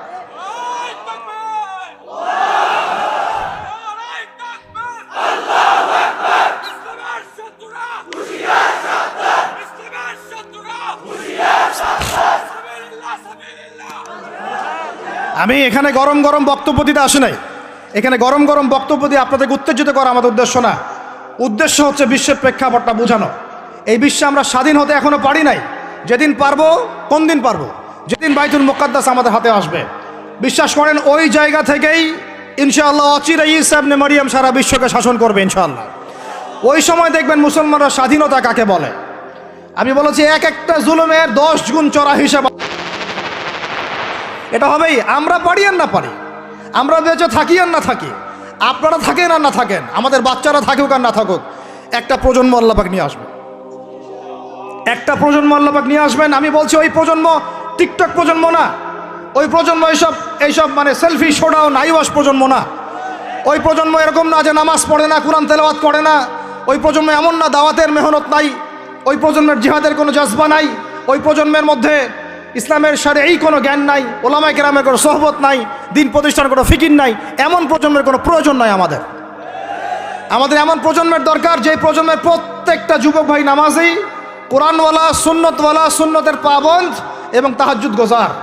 এক কথায় রাতের বেলার দরবেশ, দিনের বেলার ঘোড়সাওয়ার। এইরকম প্রজন্ম যখন আমরা করতে পারবো, ওই দিন ইনশাআল্লাহ এই মাহফিল বলেন, এই মসজিদ, মাদ্রাসা, এই রাষ্ট্র সব সফল হবে ইনশাআল্লাহ। এখন শুধু বেসিক কাজ করা হচ্ছে। আমাদের মূল গন্তব্য বাইতুল মুকাদ্দাস, ওইটা না আসা পর্যন্ত আমাদের শান্তি নাই, ঘুম নাই। কারণ ওরা আপনাকে ঘুমাতে দিবে না। তো আপনারা কি মনে করেছেন যে ওরা শুধু অতটুকু গাজার ওই অতটুকু জায়গায় চায়? কোশ্চিন কালেও নয়। যে আরবরা ওদের বিরুদ্ধে এখন কথা বলতে সাহস পাচ্ছে না, ওই এক একটা আরব রাষ্ট্র দখল করে ছাড়বে, দেখে নিয়ে। আমি যদি ওটা চাচ্ছি না, দোয়া করি না, কিন্তু ওদের এজেন্ডা এটাই যে পুরো, আমি আখিরুজ্জামানের স্টুডেন্ট, ওদের এজেন্ডা জায়নিজম, পেট্রোডলার থেকে শুরু করে প্যালেস্টাইন ইস্যু নিয়ে আমি আলহামদুলিল্লাহ বিগত 5-7 বছর থেকে পড়াশোনা করেছি। আমি আমার টুপির নিচ থেকে কথা বলছি না। ওদের এজেন্ডা হচ্ছে পুরো হোলি ল্যান্ডটা তারা দখল করতে চায়। হোলি ল্যান্ড কাকে বলে এটাও তো আমরা জানি না। ওরা শুধুমাত্র ওই ওয়েস্টার্ন ব্যাংক আর বাইতুল আকসা, বাইতুল মুকাদ্দাস আর এই গাজার অংশটুকু দখল করতে ওখানে আসে নাই। ওরা এসেছে পুরো হোলি ল্যান্ডটাকে দখল করতে। আমি ওলামা সম্মেলনে বলেছিলাম পুরো হোলি ল্যান্ড তারা দখল করতে এসেছে। হোলি ল্যান্ড মানে মিশরের নীল নদ থেকে শুরু করে ইরাকের ইউফ্রেটিস নদী পর্যন্ত এই পুরো জায়গাটা তারা দখল করতে চায়। কেন চায়? কারণ তারা মনে করে ওই জায়গাটা সৃষ্টিকর্তা তাদেরকে দিয়েছেন, নাউজুবিল্লাহ। তারা মনে করে ওইটা হচ্ছে তাদের মাসিহ আসার জায়গা, এবং ওই জায়গা থেকে তাদের মাসিহ, তথাকথিত মাসিহ মানে মাসিহুদ দাজ্জাল, পুরো বিশ্বকে শাসন করবে এবং তারা তাকে সঙ্গ দিবে। এটা ওদের এজেন্ডা, এটা ওদের ভিশন। যত কিছু ওরা পৃথিবীতে করছে এই ভিশনটাকে কাজে লাগিয়ে, এই ভিশনটাকে পিছনে রেখে তারা এই কাজগুলো করছে। এটা আপনি বুঝতে পারবেন না বাইরের চোখ দিয়ে, ভিতরের চোখ দিয়ে পড়াশোনা করেন, খেদির হন, বুঝতে পারবেন। ওরা বাইতুল মুকাদ্দাস চায় না, পুরো হোলি ল্যান্ডটাই দখল করতে চায়। এ কারণেই, এই উদ্দেশ্যেই তারা বিগত 100 বছর থেকে পুরো ওয়ার্ল্ড অ্যাফেয়ার্সের আগে রাজনীতির নিয়ন্ত্রণ নিয়েছে। কিসের নিয়ন্ত্রণ নিয়েছে? আপনি নিচু জায়গায় যত কথাই বলেন, ওই জায়গার ক্ষমতা আপনার হাতে না থাকলে আপনি জনগণকে সর্বোচ্চভাবে ইসলামের দিকে আনতে পারবেন না। আপনি এখন যদি সবাইকে জোর করে মাস্ক পরাতে পারেন আইন প্রয়োগ করে, এভাবে ওই ক্ষমতা হাতে থাকলে প্রত্যেক জনগণকে কোরআনও শেখানো যায়। ওই ক্ষমতাটা ইসলামের দরকার আছে। যদি ওই ক্ষমতার বলে প্রত্যেক মানুষকে মসজিদে সোশ্যাল ডিস্টেন্স মেনটেন করানো যায়, তাহলে ওই ক্ষমতা যদি হাতে থাকতো প্রত্যেক মা বোনকে পর্দা করানো যেত, প্রত্যেক যুব ভাইকে দিন শেখানো যেত, বাধ্যতামূলক কোরআন শিক্ষাও চালু করা যেত, বাধ্যতামূলক কোরআন শিক্ষার সাথে হাদিসের শিক্ষা চালু করা যেত, সিলেবাসের মধ্যে নবীর সিরাত সংযোজন করা যেত। ইসলামে এই ক্ষমতাটা দরকার আছে। কিন্তু এটাকে অ্যাচিভ করার যে পথ পদ্ধতি, এই পথ পদ্ধতির মধ্যে আমরা আসলে কেউ নাই। নবীর তরিকার মধ্যে আমরা নাই, আমরা পড়ে আছি পশ্চিমা তরিকার মধ্যে। পশ্চিমা তরিকা দিয়ে ওই জায়গায় আপনি যেতে পারবেন না। আর যদি যেতে পারেনও, পশ্চিমারা আপনাকে সেখানে থাকতে দিবে না। আমাদের এখানে সবচেয়ে ভালো মানুষ যিনি, এখানকার এই এলাকার যিনি দায়িত্বশীল, তিনি যদি সবচেয়ে মোত্তাকি পরহেজগার মানুষ হন, তিনিও যদি দাঁড়িয়ে বলেন যে আমি ইসলামের পক্ষে আছি, কোরআনের পক্ষে আছি, হাদিসের পক্ষে আছি, আমি বাইতুল মুকাদ্দাসের পক্ষে আছি, মাজলুম ফিলিস্তিনিদের পক্ষে আছি, তার উপর থেকে চাপ চলে আসবে। কারণ পুরো বিশ্বের শক্তিটা নিয়ন্ত্রণ করছে এখন ইহুদিরা, নাসারারা, জায়নিস্টরা। ওই জায়গায় যতক্ষণ পর্যন্ত আঘাত না পড়ছে ততক্ষণ পর্যন্ত আপনি বিশ্বে স্বাধীন হতে পারবেন না। অতএব বাইরের চোখ দিয়ে না, ভিতরের চোখ দিয়ে দেখতে শিখুন। তো ভিতরের চোখ পুরো জিও পলিটিক্সটা আপনাকে বুঝাবে। ভিতরের চোখ দিয়ে দেখলে আপনি দেখবেন মুসলমানরা এখনও তাদের অধীনে পরাধীন হয়ে আছে। এখান থেকে আমরা স্বাধীনতা চাই ইনশাআল্লাহ। আল্লাহ পাক আমাদেরকে সেই স্বাধীনতা অর্জন করার তৌফিক দান করেন। এবার অর্থনৈতিক জীবনে আসেন।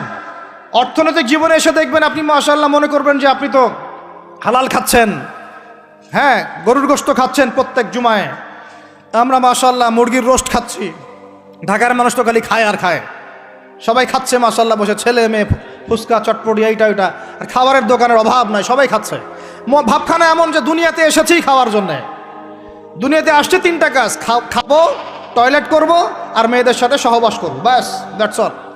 ভাবখানা দেখলে এমন মনে হয় আমাদের। আল্লাহ পাক আমাদেরকে বুঝদান করেন, হেফাজত করেন। এইগুলো করতে দুনিয়াতে আসি নাই আমরা। এগুলো আমাদের মূল কাজ নয়, এগুলো আমাদের প্রয়োজন। আপনি মনে করছেন যে মাশাআল্লাহ সবাই হালাল খাচ্ছি, বিশ্বাস করেন পুরো বিশ্বের অর্থনীতি সুদভিত্তিক। একদম খোলামেলা ওয়াকুলু কওলান সাদীদা বললাম। আল্লাহ পাক বলেছেন একদম স্পষ্ট সরাসরি খোলামেলা কথা বলো। পুরো বিশ্বের অর্থনীতি সুদভিত্তিক। যারা এই পুরো বৈশ্বিক অর্থনৈতিক সিস্টেমের মধ্যে ঢুকে গেছে, অর্থাৎ ওয়ার্ল্ড ব্যাংক, IMF এবং ফেডারেল রিজার্ভ ব্যাংকের আওতায় চলে আসছে, এরকম কোনো সেন্ট্রাল ব্যাংক 100% সুদমুক্ত হতে পারবে না। ফুল স্টপ, কোনোভাবেই সম্ভব না। আপনি যত বড় মুসলিম কান্ট্রি হন না কেন, আপনি এদের আওতায় থাকলে কোনো অবস্থাতেই সুদমুক্ত থাকতে পারবেন না। তাহলে এখন আমি যদি আপনাকে প্রশ্ন করি, বিগত 20 বছর থেকে একটা রাষ্ট্র এই জালেমদের বিরুদ্ধে লড়াই করেছিল এবং সাম্প্রতিক সময়ে তাদের কারেন্সি মার্কিন ডলারকে ছাড়িয়ে গেছে, তারা কিভাবে পেরেছে? এই তথ্য কি আপনাদের কাছে আছে? তথ্য আছে? নাম মেনশন করার দরকার নাই, আপনারা বুঝতে পারেন কি পারেন না? এই মোল্লাদের দৌড় মসজিদ পর্যন্ত নয়, এই মোল্লাদের দৌড় হবে বাইতুল মুকাদ্দাস পর্যন্ত ইনশাআল্লাহ। ওইখানে নামাজ না পড়া পর্যন্ত এদের ঘুম হবে না ইনশাআল্লাহ। দেখে নিয়ে এখন কথা হচ্ছে তারা পড়লো কিভাবে? অনেক কারণ, যাকাত ভিত্তিক অর্থনীতি, তারপরে দ্বৈত অর্থনীতি, হালাল অর্থনীতি, দুর্নীতি কমানো, কৃষিভিত্তিক অর্থনীতি 3 বছরের মধ্যে ঘুরে দাঁড়িয়েছে, মাত্র 3 বছরের মধ্যে। সারা বিশ্বের অর্থনীতি এখন সুদ ভিত্তিক। এখান থেকে ঘুরে দাঁড়াতে হলে আমরা অবশ্যই পারবো, কেন পারবো না? আমাদের প্রথম কাজ করতে হবে সমস্ত দুর্নীতি বন্ধ করে ফেলতে হবে। 1 নাম্বার, যত কালো টাকা সব সাদা করে ফেলতে হবে, এবং যারা কালো টাকার সাথে সম্পৃক্ত সবগুলোকে ধরবেন, ভিতরে ঢুকাই ফেলবেন। একদম ওমরের শাসন, একদম ওমরের শাসন কায়েম করে ফেলতে হবে। আমরা সে জায়গায় যেতে চাচ্ছি না, আমরা বলছি আপনারাই সেই কাজ করেন। আমরা উদাত্ত আহ্বান জানাচ্ছি, যেই থাকে উপরে। আমরা দোয়া করতে সমস্যা আছে? আমরা সে জায়গায় জোর করে যেতে চাচ্ছি না, অন্তত আমার এই ইচ্ছা নাই। আর আমি কোনো পলিটিক্যাল দলের মানুষও না, জীবনে করিও নাই, করার ইচ্ছাও নাই। আমার অনুরোধ, আমার আক্ষেপ, আমার আবদার হচ্ছে সমস্ত দুর্নীতিবাজদেরকে ধরবেন আর সাইজ করবেন। উমর রাদিয়াল্লাহু তাআলা আনহুর মতো সে যদি দাড়িওয়ালাও হয়, টুপিওয়ালাও হয়, পাগড়িওয়ালা হয়, জুব্বাওয়ালা হয়, ইমাম হয়, তবু তাকেও ধরবেন, কোনো সমস্যা নেই। সমস্ত কালো টাকাকে সাদা করে ফেলবেন, দেখবেন এমনি বাইতুল মালের সম্পদ বেড়ে গেছে আলহামদুলিল্লাহ। দ্বিতীয় কাজ, যাকাত ভিত্তিক অর্থনৈতিক সিস্টেম চালু করা।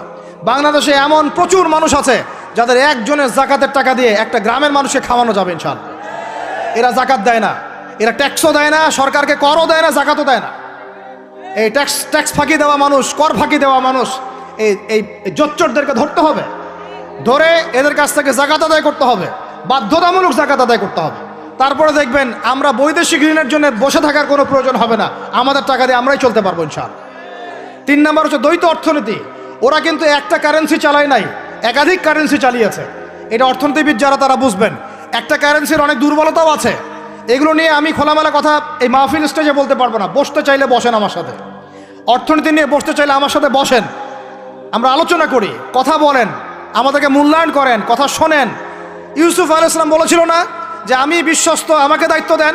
আমি বলতে চাই আমি বিশ্বস্ত, আমাকে দায়িত্ব দেন। আমাকে 5 বছর সময় দেন, পুরো দেশের শিক্ষা সিস্টেম চেঞ্জ করে দেবো ইনশাআল্লাহ। প্লে গ্রুপ থেকে প্লে গ্রুপ থেকে নিয়ে মাস্টার্স পর্যন্ত এমন শিক্ষানীতি প্রণয়ন করা সম্ভব যে আমাদের বাচ্চারা একদম প্লে থেকে মাস্টার্স পর্যন্ত বাংলা, ইংরেজি, অঙ্ক এবং জেনারেল সাবজেক্টগুলোর সাথে কোরআন হাদিসের একটা অপূর্ব সমন্বয়ে পড়াশোনা করবে ইনশাআল্লাহ। একা করে দিতে পারবো ইনশাআল্লাহ তাআলা। আমাকে এরকম 100 জন শিক্ষাবিদ দেন, 100 জন আলেম ওলামা দেন, একটা প্যানেল করে দেন, পুরো দেশের শিক্ষা চেঞ্জ করে দেওয়া যাবে ইনশাআল্লাহ। যাদেরকে রেখেছেন এদের মাথায় গোবর আছে, যাদেরকে রেখেছেন এদের মাথায় টাটকা গোবর আছে। বইপত্রগুলোর অবস্থা দেখেছেন? বইপত্রগুলো ঘাটাঘাটি করেছেন? সমকামিতা প্রমোট করছে আমাদের দেশের মধ্যে, ট্রান্সজেন্ডার প্রমোট করছে আমাদের দেশের মধ্যে। আমাদের বাচ্চা কাচ্চা, কচি কাঁচা বাচ্চাদেরকে শারীরিক শিক্ষার নামে যৌন শিক্ষা দিচ্ছে। এগুলো আমাদের মুসলমানদের শিক্ষা? এটা চলতে থাকলে দেখবেন অচিরেই কোনো মানুষ বাচ্চাদেরকে স্কুলে পাঠাবে না, এটা অরুচি ধরে যাবে। তখন কি হবে? কোটি কোটি স্কুল, কলেজ, বিশ্ববিদ্যালয় খা খা করে পড়ে থাকবে, কেউ পাঠাবে না ওখানে। তখন মাদ্রাসার দিকে মানুষ ঝুঁকবে আরো বেশি। আমি তো দাবি জানাই উপরের লেভেল থেকে এমন একটা শিক্ষা ব্যবস্থা প্রণয়ন করা হোক যাতে আমার মাদ্রাসা গড়ার প্রয়োজনই না হয়। ওই সিস্টেম রাষ্ট্রীয়ভাবেই পড়ানো হবে ইনশাআল্লাহ। আপনি মালয়েশিয়ার দিকে তাকিয়ে দেখেন, আপনি এই যে ওয়েস্টার্ন কান্ট্রির মধ্যে অনেক কান্ট্রি আছে, অস্ট্রেলিয়ার মতো জায়গাতে আছে, ব্রিটেনের মতো জায়গাতে আছে, কোনো কোনো ক্ষেত্রে আপনি লেবাননকে দেখেন, ইয়েমেনকে দেখেন, জর্ডানকে দেখেন, কাতারকে দেখেন, সৌদি আরবিয়াকে দেখেন, অনেক কান্ট্রি আছে। ভালো কাজের তো প্রশংসা করতে দোষ নাই, দোষ আছে? এমনকি অনেক পশ্চিমা কান্ট্রিতেও একদম উপর লেভেল থেকে ইসলামিক সিলেবাস প্রণয়ন করা হয়েছে। তার মানে এমন না যে তারা সায়েন্সকে গুরুত্ব দেয় নাই, ম্যাথকে গুরুত্ব দেয় নাই, ফিজিক্স পড়ায় নাই, অ্যাস্ট্রোফিজিক্স পড়ায় নাই, ইকোনমিক্স পড়ায় নাই, বিষয়টা এমন না। তারা ফিলোসফি পর্যন্ত পড়িয়েছে। ঘাটাঘাটি করেন, অনলাইনে সব মজুদ আছে। এমন শিক্ষানীতি প্রণয়ন করা সম্ভব, একদম প্লে থেকে নিয়ে মাস্টার্স পর্যন্ত। আমার ছেলে ইমামতিও করবে, এদিকে বিমানও উড়াবে ইনশাআল্লাহ। আমার মেয়ে ডাক্তারও হবে, এদিকে দেখবেন হাফেজাও হবে ইনশাআল্লাহ। একজন মুফতি সাহেব, তিনি ফতোয়াও দিবেন, একই সাথে বিশ্ব অর্থনীতি সম্পর্কেও জানবেন ইনশাআল্লাহ। একজন আর্মি অফিসার, তিনি যেমন সামরিক ক্ষেত্রে লিডার হবেন, তেমনি দেখবেন ফিকহের কিতাব মোতালা করে ফতোয়া দিতে পারছেন ইনশাআল্লাহ। এই যুগটা এটা কোনো মানে স্বপ্নের যুগ নয়, এই যুগটা ছিল এক সময়। বেশি দিন দূরে যেতে হবে না, আপনি 200-300-400 বছর পিছনে যান, দেখবেন মুসলমানরা এমন সোনালী যুগ পার করে আসছে। অতএব এগুলো কোনো গাল গল্প করছি না আমি, এগুলো বাস্তবে রূপান্তরিত করা অবশ্যই সম্ভব, বারহাক সম্ভব, যদি এরকম কিছু মানুষের মধ্যে উদ্দীপনা থাকে, একটা সৎ সাহস থাকে, আমাদের উপর থেকে যদি একটা সহযোগিতা আসে এবং আমাদের মতো যারা ইয়াং তাদেরকে যদি মূল্যায়ন করা হয়, ইনশাল্লাহ দেখবেন বাংলার জমিন পরিবর্তন হয়ে গেছে। এই পরিবর্তন হলে দেশের জন্য কোনো খারাপের কিছু নাই, রাষ্ট্র পিছিয়ে যাবে না, রাষ্ট্র আরও এগিয়ে যাবে ইনশাআল্লাহ তাআলা। আরও ব্যাপার আছে, আপনি মালয়েশিয়ার একটা ক্লাস 10-এর বাচ্চার দিকে তাকান। ক্লাস 10-এর একটা বাচ্চা কোনোদিন মাদ্রাসায় যায়ই নাই, স্কুলে পড়েছে, কিন্ডারগার্টেনে পড়েছে, রাষ্ট্রীয় সিলেবাসে পড়েছে, মাত্র 10 থেকে 12 বছর পড়াশোনা করে ও এখন এদিকে এসএসসি এইচএসসি লেভেলেও চলে গেছে, ও লেভেল এ লেভেলস পরীক্ষা দিয়েছে, এদিকে সে ইমামতি করার যোগ্যতা অর্জন করেছে। এখন আমাকে বলেন ওই রাষ্ট্রটা কি পিছিয়ে গেছে? অতএব এই শিক্ষার দিকে অনেক মনোযোগ হতে হবে আমাদের সবাইকে, আল্লাহ পাক তৌফিক দান করেন। আমরা যদি এখন এগুলোর বিরুদ্ধে গঠনমূলক কথা না বলি, গঠনমূলক প্রতিবাদ না করি এবং আমাদের রাষ্ট্রপ্রধানদেরকে না বুঝাই, তাহলে অনেক দেরি হয়ে যাবে। আজকে থেকে 20 বছর আগে ইহুদি খ্রিস্টানরা পরিকল্পনা করেছিল এই টিকটক প্রজন্ম গড়ে তোলার জন্য, তারা আজকে সফল হয়েছে। এখন আমরা যদি এখন চুপ করে থাকি, আগামী 20 বছর পর আপনি দেখবেন আরেকটা প্রজন্ম আসছে, এরা মানুষকে সালাম পর্যন্ত দিবে না। দেখে নিন আপনি, 20 বছর লাগবে না, 5টা বছর যাক, তারপর দেখেন কি হয়। এরা কি এখন বাসায় ঢুকে বাবা মাকে সালাম দেয়? কারণ কোনো প্রতিষ্ঠান ওকে সালাম দেওয়া শিখায় নাই, স্কুলে না কলেজে না কোথাও সে সালাম দেওয়া শিখছে না। আসসালামু আলাইকুম ওয়া রাহমাতুল্লাহি ওয়া বারাকাতুহু বিশুদ্ধ করে বলতে পারছে না। বিশুদ্ধ করে বলতে হবে না, অর্থ আছে না, এর একটা তাজবিদ আছে না, এগুলো তো আমরা গুরুত্ব দিচ্ছি না। এমন প্রজন্ম গড়ে উঠেছে অলরেডি যারা এখন পিতামাতাকে সালাম দেয় না, পিতার সাথে ঝগড়া করে, মায়ের সাথে, মায়ের গায়ে হাত তুলে, সম্পত্তির জন্য মাকে হত্যা করে, সম্পত্তির জন্য বাবার গায়ে হাত তোলে। ওদিক থেকে মাস্টার ডিগ্রি পাশ করে আসে ব্রিটেন থেকে, অক্সফোর্ড থেকে, কেমব্রিজ থেকে আইসা এদিকে প্রফেসর হয়েছে বিভিন্ন বিশ্ববিদ্যালয়ের, বাবা পড়ে আছে বৃদ্ধাশ্রমে। কতগুলো এক্সাম্পল নেবেন। এগুলো আমি কি গাল গল্প করছি? আমি কোনো গাল গল্প করতে এখানে আসি নাই, এগুলো বাস্তবতা। যদি বাহিরের চোখ দিয়ে আপনি দেখেন মনে হবে অর্থনীতি অনেক ভালো, ভিতরের চোখ দিয়ে দেখেন অর্থনীতি সুদ দিয়ে ভর্তি হয়ে গেছে, প্রত্যেক পদে পদেই সুদ। গাধাদেরকে আমি তো বুঝাতে পারি নাই, কাগজের টাকা আর এই যে আপনার এই ইলেকট্রনিক মানির কথা তো দীর্ঘদিন বলেছি, কিছু গাধা আছে এদেরকে বুঝাতে পারি নাই, এর মধ্যেও সুদ আছে, এর মধ্যে কি আছে। আর আমি কখনোই বলি নাই যে কাগজের টাকাটা হারাম। মিথ্যাচারে এরা যে পরিমাণ হাদিস জাল বানায়, এদের চেয়ে বড় জাল বানানো কর কেউ নাই বাংলাদেশে। একটা কথাকে ঘুরাই ফিরে এমন ব্যাখ্যা শুরু করবে যে আপনি বিভ্রান্ত হয়ে যাবেন। একটা ইমোশন প্রকাশ করবেন, উহুদের প্রান্তে দাঁড়িয়ে একটা ইমোশন প্রকাশ করবেন, ও বানাই দিবে ও জান্নাতের ঘ্রাণ পেয়ে আসছে। আপনি বলবেন যে কাগজের টাকা নয়, মনিটরি সিস্টেমটা হারাম, ও বানাই দিবে ও বলেছে কাগজের টাকা হারাম। আপনি বলবেন যে আপনার যদি গান শুনতেই হয় তাহলে একা একা শোনেন, আমাকে শোনাচ্ছেন কেন, ও বানাই দিবে ও গান একা শোনা জায়েজ বানাই দিছে। এর এত খবিস, এত খান্নাস, এদের চরিত্রটা চিনতে পারতাম না আমরা যদি গাজাই শোনা আসতো।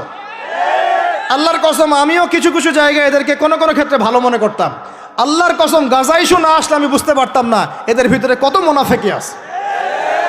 আল্লাহ পাক আমাদেরকে মোনাফেকদের থেকে হেফাজত করেন, মাজলুম ভাইদের সাথে থাকার তৌফিক দান করেন, জালেমদের পক্ষপাতিত্ব করা থেকে আল্লাহ হেফাজত করেন।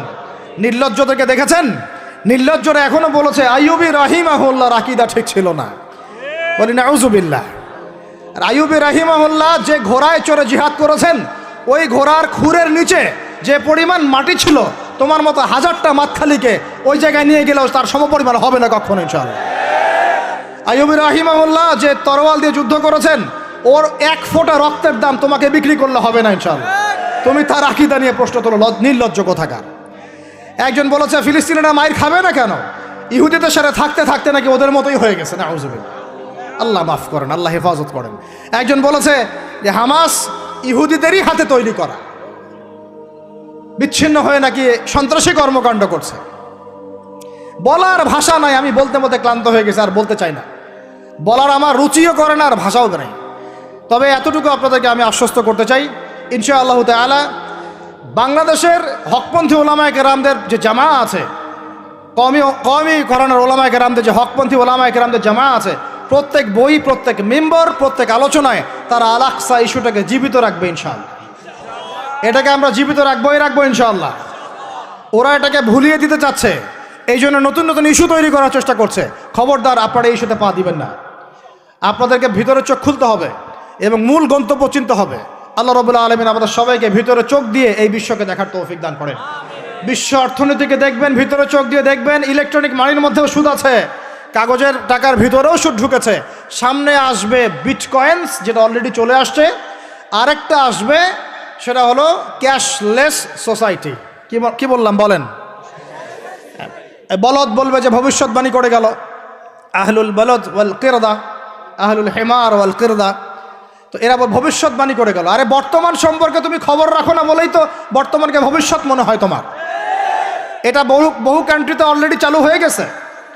এই যে আমাদের অনেক ভাই ব্যবসা করে, তারা চায়না যায়, কোরিয়া যায়, উত্তর কোরিয়া, দক্ষিণ কোরিয়া যায়। ওরা দেখে আসতেছে চায়না চালু করে ফেলছে অলরেডি। ক্যাশলেস সোসাইটি মানে হচ্ছে আপনি আপনার মুদ্রাকে সংরক্ষণ করতে পারবেন না। আপনি দেখলেন খিদির আলাইহিস সালাম দেয়াল নির্মাণ করলেন, দেয়ালের নিচে কি ছিল? খাজানা ছিল। তাহলে দেয়ালের নিচে খাজানা তিনি সংরক্ষণ করলেন কেন? এতিম বালকরা যেন বড় হয়ে সেটা নিতে পারে। তাহলে আপনি চিন্তা করেন, ওই মুদ্রাটা কি ছিল? ইলেকট্রনিক মানি ছিল, যেটা তিনি সংরক্ষণ করলেন। ওই মুদ্রাটা কি কাগজের মুদ্রা ছিল, যেটা তিনি সংরক্ষণ করলেন? ওই মুদ্রাটাকে বিটকয়েন ছিল, যেটা তিনি সংরক্ষণ করলেন? তিনি সংরক্ষণ করেছেন হয় গোল্ড কয়েন অথবা রূপার মুদ্রা। কারণ এটার মূল্য কমে যাবে না। এরা 20 বছর পর বড় হলেও বাবারই সম্পত্তি ফেরত পাবে। এইটা হলো ইসলামিক কারেন্সি, যেটা বিশ্ব থেকে উঠিয়ে দিয়েছে এই IMF, ওয়ার্ল্ড ব্যাংক আর ইউনাইটেড স্টেট এবং এদের যে চালাপালাগুলো সব। আমরা এই ব্যাস ওই সুর মিলাচ্ছি। ওরা কাগজের মুদ্রা দিয়ে সারা বিশ্বটাকে ডমিনেট করছে। তাও আবার এখানে আরও ব্যাপার আছে, কাগজের সব মুদ্রা আবার এক মানের না। একগুলো হচ্ছে হার্ড কারেন্সি, মানে শক্তিশালী কারেন্সি। একগুলো সফট কারেন্সি, মানে নরম কারেন্সি। বাংলাদেশের টাকা কোন কারেন্সি, হার্ড না সফট? এতটুকু তো জানেন। হার্ড কারেন্সি কি? মার্কিন ডলার, মানে মগের মূল্যক। একটা কথা হচ্ছে না, মগের মূল্যক। মগ কারা জানেন? ওই যে যারা রোহিঙ্গাদেরকে মেরেছিল, ওরা এদের বলে মগ। আপনারা তো এগুলো জানেন না। ছোটবেলা আমাদের বাবা মারা ঘুম পাড়াতো না?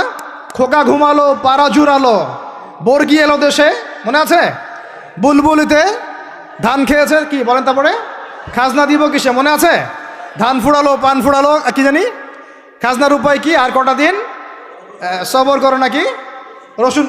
এখানে কি বোঝানো হয়েছে আপনি বুঝতে পারবেন না, তো ইতিহাস পড়তে হবে। খোকা ঘুমালো, পাড়া জুড়ালো, বর্গি এলো দেশে। বর্গি মানে এই যে মগদেরকে বোঝানো হয়েছে। ওরা উগ্র ছিল, যেখানে যাইতো এরকম মঙ্গলদের মতো ম্যাসাকার করতো, ফসল বিনষ্ট করতো, ট্যাক্স নিত, জুলুম করতো। ওইটা ভয় দেখানো হতো। ওই জন্য ওদের মূল্যক, ওদের এই যে আগ্রাসনটাকে বলা হয় মগের মূল্যক। মগের মূল্যকের ব্যাখ্যা বুঝলেন? এটা মগের মূল্য। ওরা এখন হার্ড কারেন্সি দিয়ে মগের মূল্যক। কীরকম? যে সারা বিশ্বের সফট কারেন্সিগুলো আমার কারেন্সি দিয়ে নির্ধারিত হবে। মানে আপনার 100 টাকা সমান সমান ওর $1, মগের মূল্যক। কেন আমার 1 টাকা সমান সমান তোমার $1 হতে পারে না? হতে পারে না? এটা করতে দিবে না, কারণ এটা করলে আপনার অর্থনৈতিক অবস্থা অনেক সমৃদ্ধ হয়ে যাবে এবং আপনি তাদের সমান হয়ে যাবেন। আপনি যে দামে তেল কিনবেন তাকেও সে দামে তেল কিনতে হবে। তো ওরা এটা ধরিয়ে দিল। শুধু তাই না, IMF এর মাধ্যমে, ফেডারেল রিজার্ভের মাধ্যমে, ওয়ার্ল্ড ব্যাংকের মাধ্যমে তারা এটাকে আমরা দ্বিতীয় বিশ্বযুদ্ধের পরের কথা বলছি আর কি।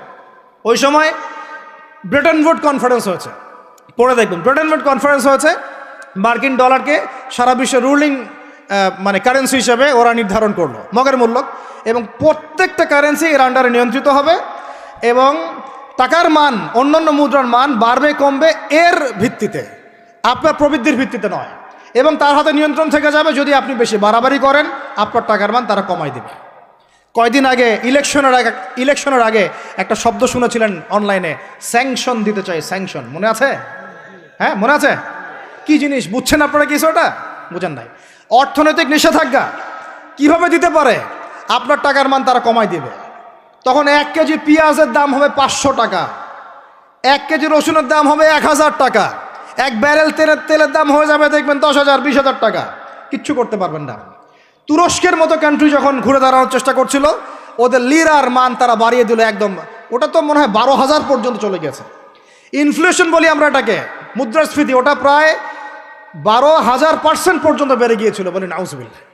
এগুলো জুলুম, অর্থনৈতিক জুলুম। বাইরের চোখ দিয়ে দেখলে মনে হবে সুন্দর চলছে সব কিছু, ভিতরের চোখ দিয়ে দেখা শিখলে বুঝবেন অর্থনৈতিক ক্ষেত্রে এই বিশ্বে এই জায়নিস্টরা, ইহুদি খ্রিস্টানরা সবচেয়ে বেশি জুলুম করেছে।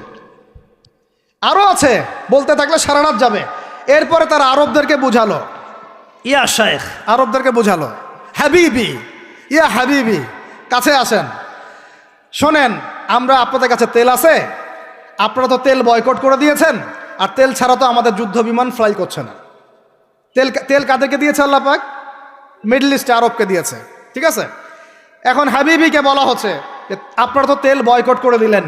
এটা করেছিল বাদশাহ ফয়সাল, বলেন রাহিমাহুল্লাহ, উনি একজন সাহসী নেতা ছিলেন, এই জন্যই তাকে গুপ্ত হত্যা করা হয়েছে। সাহসী যারা, তাদেরকে গুপ্ত হত্যা করে এদের একটা সুন্নত, এটা মাথায় রাখবেন। খুব ট্যালেন্টেড একজন দেখবেন, খুব ট্যালেন্টেড একজন বিজ্ঞানী দেখবেন, হঠাৎ নাই, তাবাস করে মিসাইল এসে পড়ে গেল।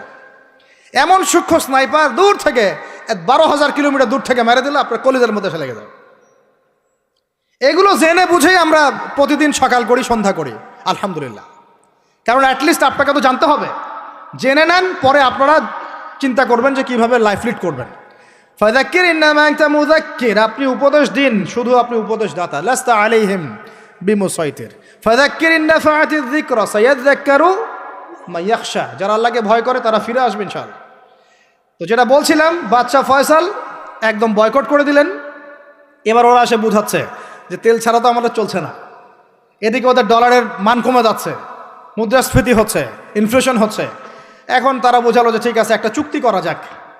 যুবকরা ভালো করে শোনেন, এগুলো জানেন না বলেই অনেক সময় আপনি সহি বলে সহি ভুল পথে যাচ্ছেন। ভাই, সহি পথেই যাচ্ছেন, বাট এটা সহি ভুল হয়ে যাচ্ছে। কথা বুঝাতে পারছি?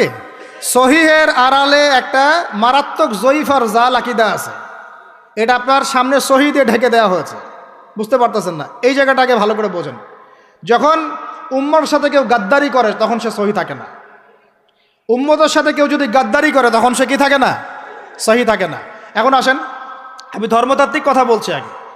এখানে বাদশা ফয়সাল তাকে কনভিন্স করা হলো, ঠিক আছে আমরা তেল কিনবো, আপনাদের কাছ থেকে কিনবো, আপনাদের গালফ কান্ট্রি যেগুলো আছে এদের কাছ থেকে কিনবো, তবে একটা শর্ত, আপনারা তেল বিক্রি করবেন শুধু মার্কিন ডলারে, অন্য কোনো কারেন্সিতে তেল বিক্রি করতে পারবেন না। বলেন নাউজুবিল্লাহ। আপনি বাংলাদেশ গভর্নমেন্ট যদি গিয়ে এক ব্রিফকেসের মধ্যে 1 কোটি টাকা নিয়ে যায়, বুঝেন কথা, বুঝতে পারতেছেন? 1 কোটি টাকা আমাদের টাকা নিয়ে গিয়ে যদি বলে শেখ হাবিবি আমাকে তেল দাও, ওরা বলবে তেল দিতে পারবো না, খালাস, কুল্লু খালাস, এখান থেকে বের হও। কথা বুঝতে পারেন নাই? 1 কোটি কি দিবেন? টাকা, তেল দিবে না, লিখে নেন, দিবে না। কিন্তু সেই 1 কোটি টাকাকে যদি আপনি ডলারে কনভার্ট করেন, ওটাকে ডলার দিয়ে কনভার্ট করেন, করে যদি বলেন হাবিবি তেল, তখন বলবে যে আসো তাআলিলাহি, তেল নিয়ে যাও, খালাস, কুল্লু খালাস। এটা বুঝতে পারছেন? তেল বিক্রি করব শুধুমাত্র ডলার দিয়ে, ডলার ছাড়া অন্য কোনো কারেন্সিতে তেল বিক্রি করতে পারবো না। এইটা পশ্চিমারা আরবদের সাথে একটা সন্ধি করলো আর কি, চুক্তি করলো। এই চুক্তির নাম হলো পেট্রো ডলার মনিটরি সিস্টেম। বুঝতে পারলাম? Petro dollar monetary system.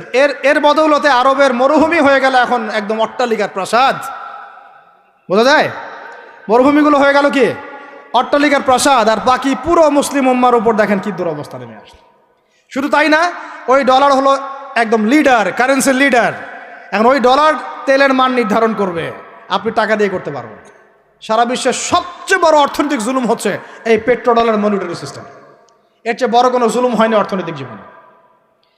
এখন অনেক ওলামায়ে কেরাম আছেন আপনারা এখানে, আমি জানি উপস্থিত, আপনারা একটু ফিকহের কিতাবগুলো মোতালা করে আমাদেরকে একটা ফতোয়া দিয়েন যে এইরকম মনিটরি সিস্টেম প্রণয়ন করা জায়েজ না না জায়েজ। এটা আপনারা ফতোয়া দিয়েন, আমি ফতোয়া দিতে পারবো। আমি অর্থনৈতিক ভাষায় বলতেছি, যে এই মনিটরি সিস্টেমটা পুরো বিশ্ব জুলুম নিয়ে আসছে।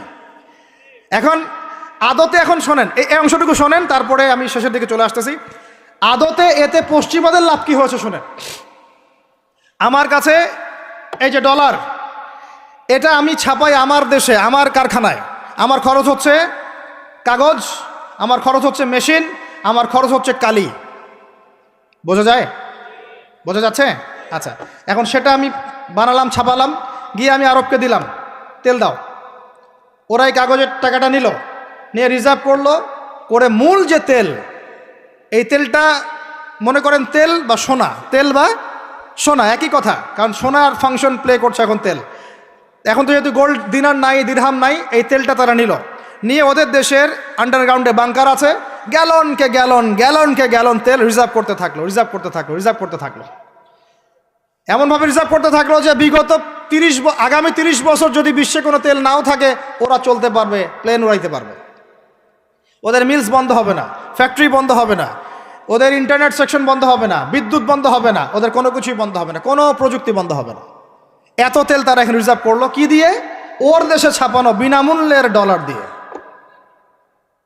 এবং সেই ডলারটা আমরা নিলাম, নিয়ে আমরা মাশাআল্লাহ অট্টালিকা নির্মাণ করলাম, আর মনে করলাম যে মাশাআল্লাহ আমি তো খুব ধনী হয়ে গেলাম, সমৃদ্ধি অর্জন করলাম।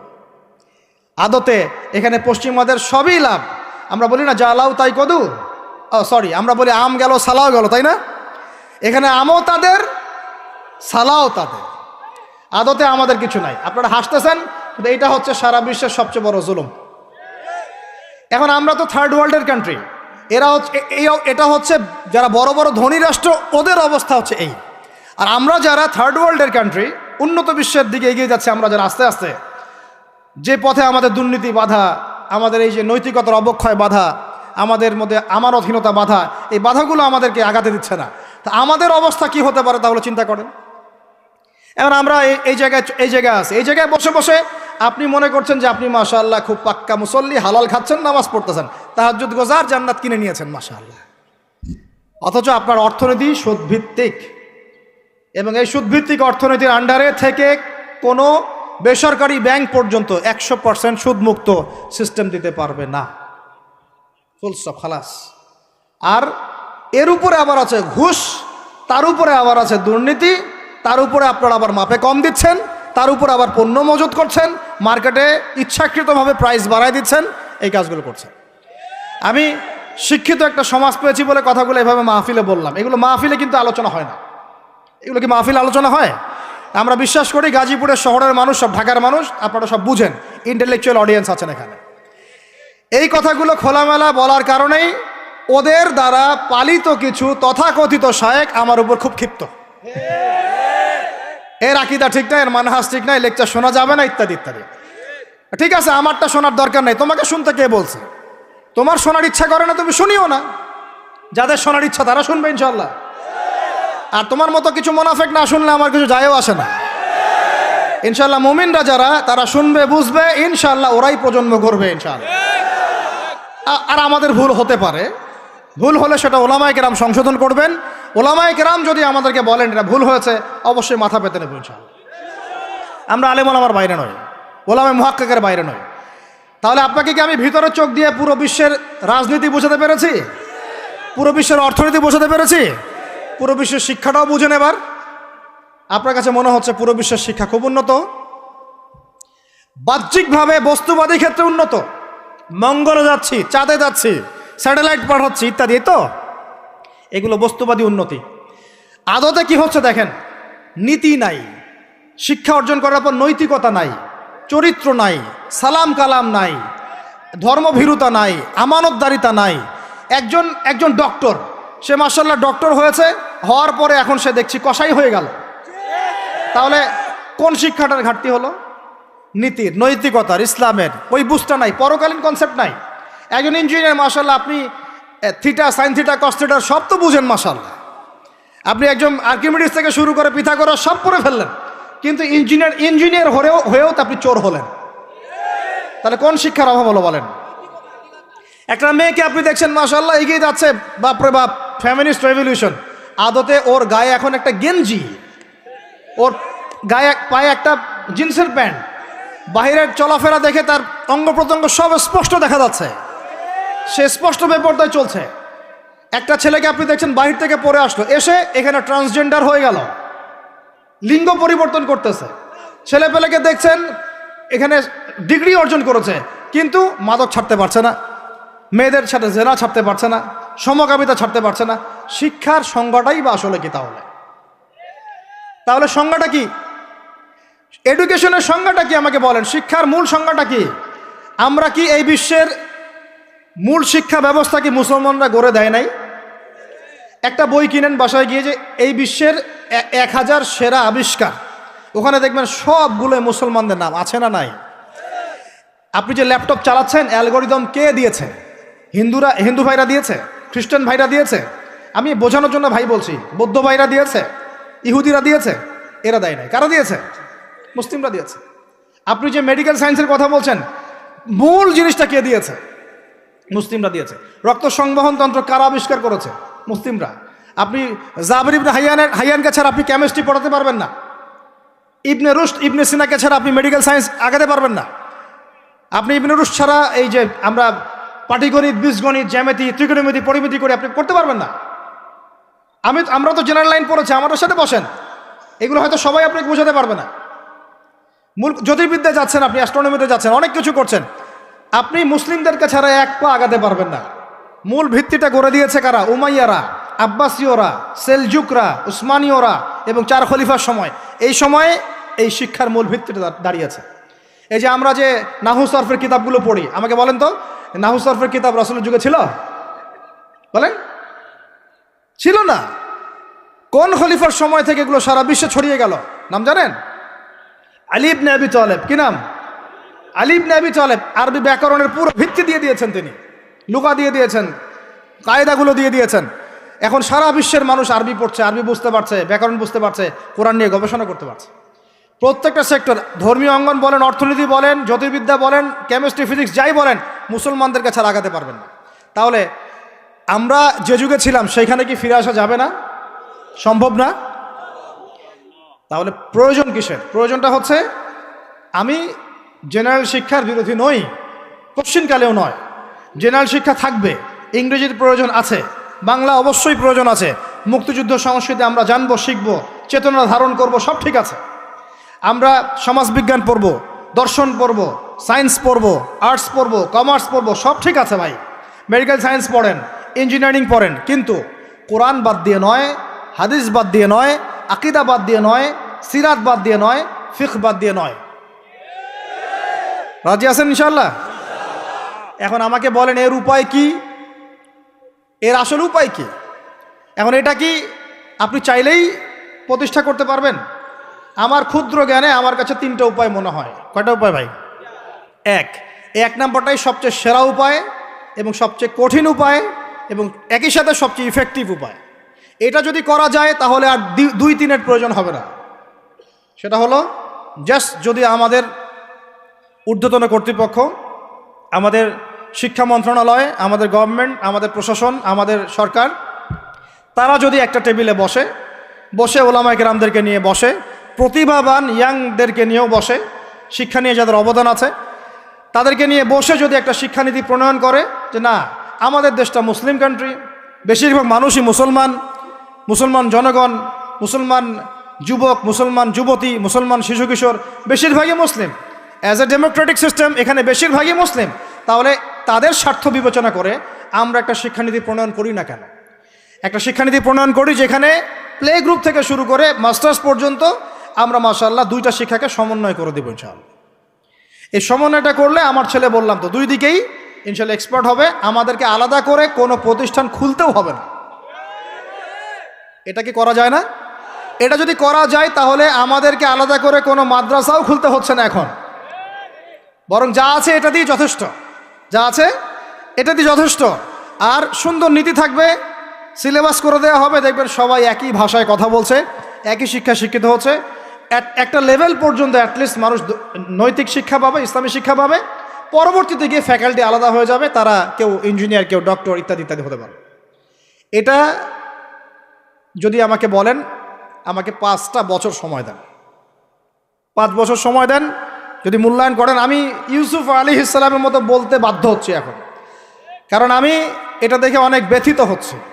কেউ বলুক না বলুক, আমি কোনো দলের পক্ষ থেকে বলছি না, কোনো মতের পক্ষ থেকে না, কোনো রাজনৈতিক ব্যক্তিবর্গের পক্ষ থেকেও নয়। আমি আমার ব্যক্তিগত ব্যক্তি স্বার্থের পক্ষ থেকে বলছি, আমাকে 5টা বছর সময় দেন, ইনশাল্লাহ এটা আমি গড়ে দিতে পারবো ইনশাল্লাহ। জাস্ট আমাকে একটা সমৃদ্ধ লাইব্রেরি দেন, বসার জায়গা দেন, কাজ করার জায়গা দেন, স্বাধীনতা দেন, ইনশাল্লাহ আমি করে দেই। তারপরে আপনারা চেক করেন, যদি মনে হয় হ্যাঁ দেয়া যায় তাহলে দেন, না হলে আমারটা ছুঁড়ে ফেলে দিন ইনশাল্লাহ।